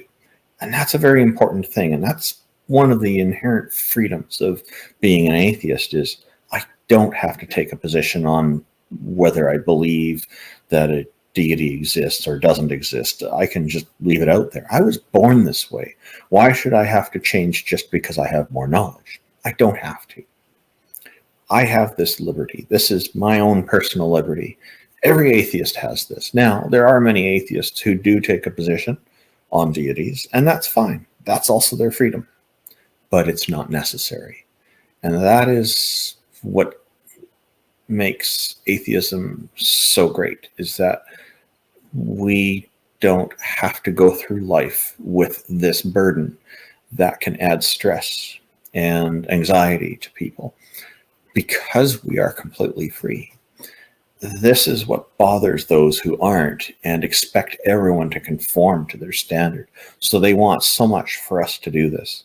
They want us to take one position one way or another, because they're convinced very often that once they can get us to take a position, even if it's an opposite, if it's the same position as them, they're happy. But if it's an opposite position then to what they're doing, or one that isn't consistent with their position, then they will see that as a challenge, and they're going to want to try to convince us that that position that we've taken is wrong, and to change to their side.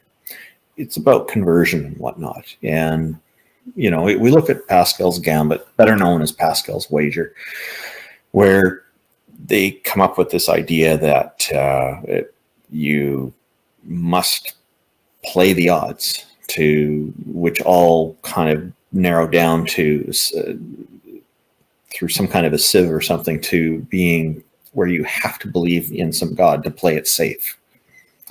And there's so much missing from that.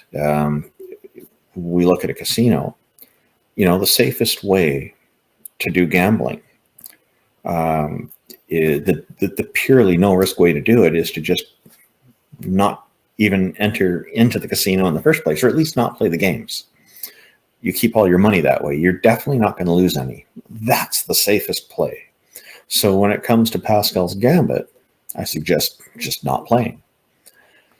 It is a manipulative game. There are a lot of different problems with it as well, but we can get into that another time.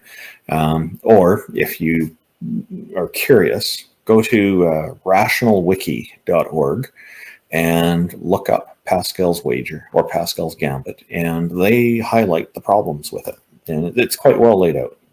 There's a lot of skeptics contribute to that.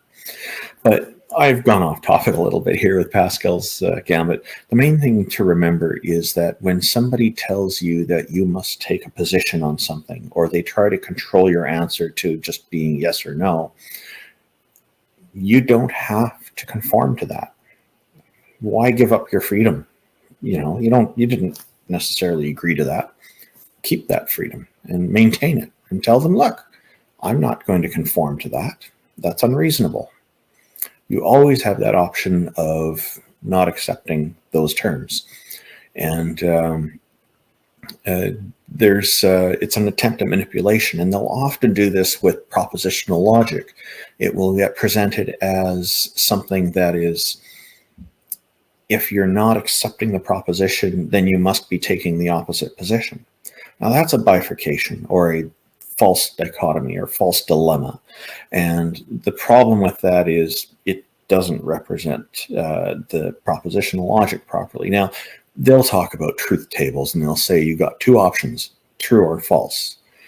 And then they'll slip something else in that's a completely alternative thing and say, well, then if you're not accepting either of those, then it must be something else that is somehow consistent with abstaining. But propositional logic is either about accepting or not accepting that. So by default, you're not accepting the proposition. So if you are having trouble with understanding this and getting past that, the way that I recommend to think about it is consider children playing a game of rock, paper, scissors. There's these two children and they play a game of it. One of them wins and someone brings to you the proposition. Scissors was the winner. If you don't accept that proposition, and there can be reasons for it, maybe you don't know, or maybe you missed it, or maybe you forgot, or maybe it was one of the other ones, it wasn't scissors that won. That non-accepting of that proposition doesn't mean you're automatically picking an opposite, because especially in this case, there are two other options. There's rock and paper. The correct approach to use then is to present another proposition. Okay, rock was the winner. Accept it or not. Okay, paper was the winner. Accept it or not. So if they're turning around and saying to you something about do you believe in deities, and you're not accepting that, that doesn't mean that you're holding a position that there are none. For that, they need to bring in a new proposition. Just like we did with rock, paper, scissors, and ask, do you believe there are no deities? And once you've answered and not accepted that, then it's very clear. You don't believe in them. You don't believe against them. You don't believe at all. You just don't happen to hold a belief in it. This is your freedom. Protect that. This is logical self-defense. Make sure that you're not falling for their tricks, for their sophistry, for their chicanery.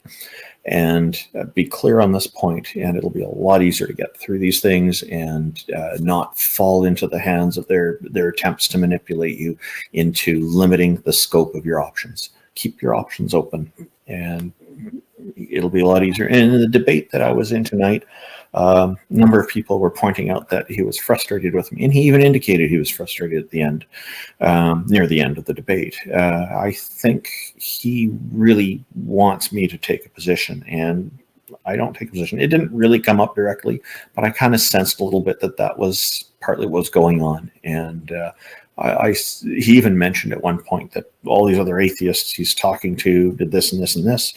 He wants to appeal to my sense, to a sense of conforming to a society of atheists. And the way I look at atheism is, as a demographic, is that we are among the most diverse throughout the world. And I mean that. That means that atheists have all sorts of different opinions and different ideas and different beliefs. The only characteristic that binds us all together as being in the same classification demographic is that we don't believe in any goddesses or gods. So thank you, Amy and James, and everybody who's tuned in here. Thank you so much, Randolph. Chatted with me. I'm sorry I went on a little longer, but no. Helpful. You're the guest of honor tonight.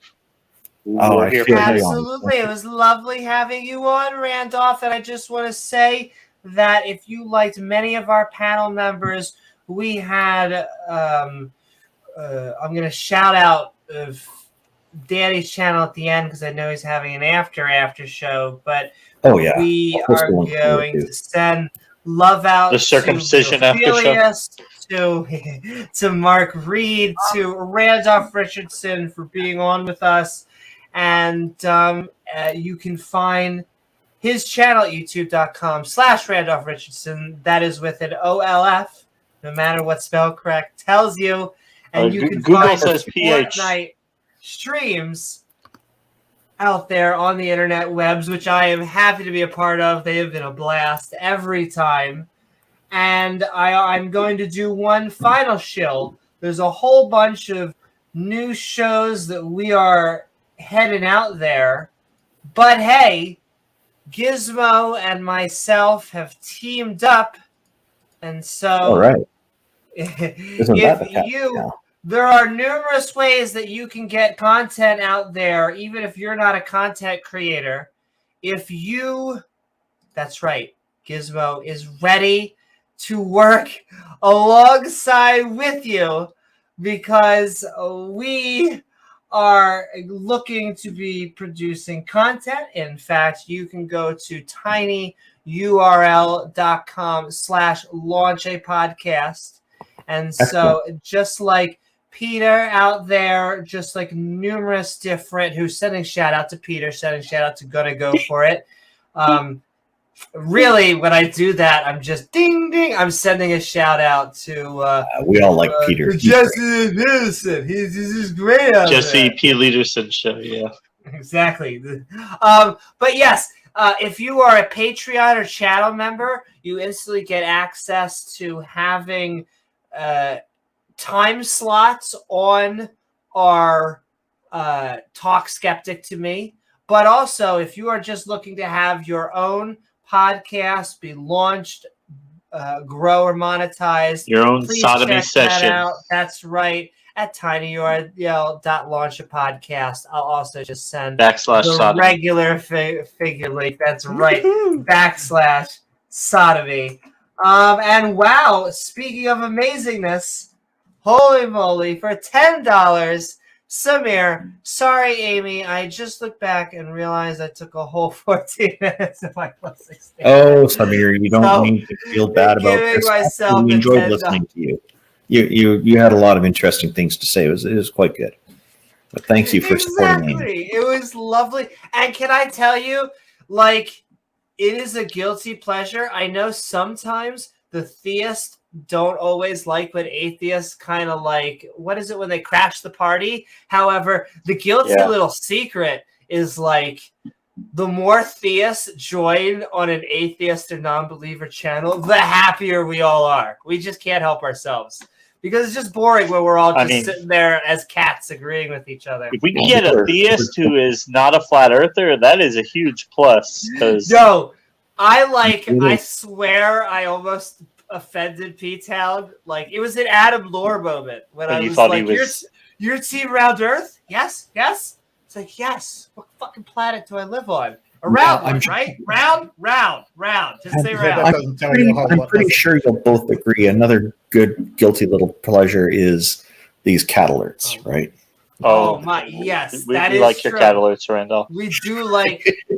I think it's extremely. Because I just saw James Cat Gizmo a moment ago. Yeah, so In your defense, Amy, P-Town did show up about the same time as Rebel Nazarene, so you might have been confusing them up because they both sort of landed at about the same time. Woof. I also now every time I see Rebel, I just have to go Rebel. We do another or maybe cat I alert, just Amy. need to sweat. Oh, another cat alert. Hold on, I got this. Oh my god, Gizmo's so cute. He always looks so Gizmo's inquisitive. looking Like he wants to know what's going on. That is a relaxed looking cat. Yeah, there he is. A relaxed looking James as well. Oh yeah. Content. Well, he has a cat on his lap. Who wouldn't be content? Yeah. Woohoo! Hey guys. But thank you so very much, James and Gizmo, and really, thank you so very much, Samar. Just kidding. Thank you very much, This is a Samir. small token of appreciation, and we are sending that appreciation right back. Thank you, Samir.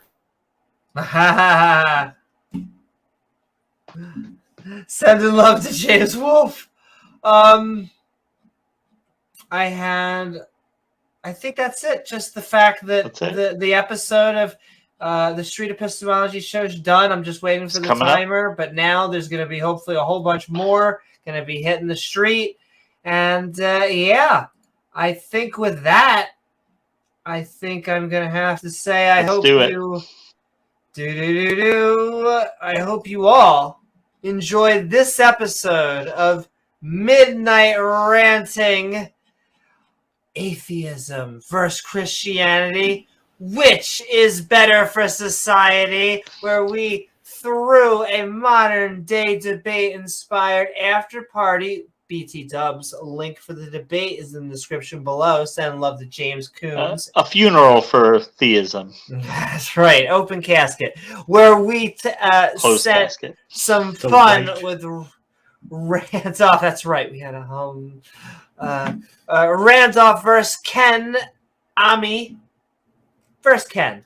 The atheism versus Christianity, which is better for societies, where it was James W., myself, Amy Newman, and of course, our special guest host, Randolph Richardson. Thanks, sending so much love to James. And I saw a lot of love in there. I saw Big Bad Mama giving us love. I saw so much seeing Ian Davenport, everybody out there in chat.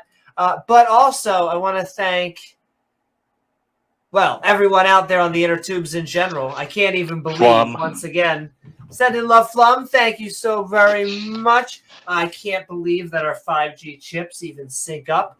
But I hope that if you enjoyed the show, please don't forget to like, follow if you're on Twitch. We're almost at 100 followers on Twitch, which is there's no benchmark on that, but I'm just excited. Woo! As well as subscribe on YouTube. Oh, look at that. Skywatcher. Woo! On Danny's channel, I did put a link to that. He's got a live stream going to follow this one. Yes, in fact, that is basically at the very end. I'll have that. I guess this is the very, very end.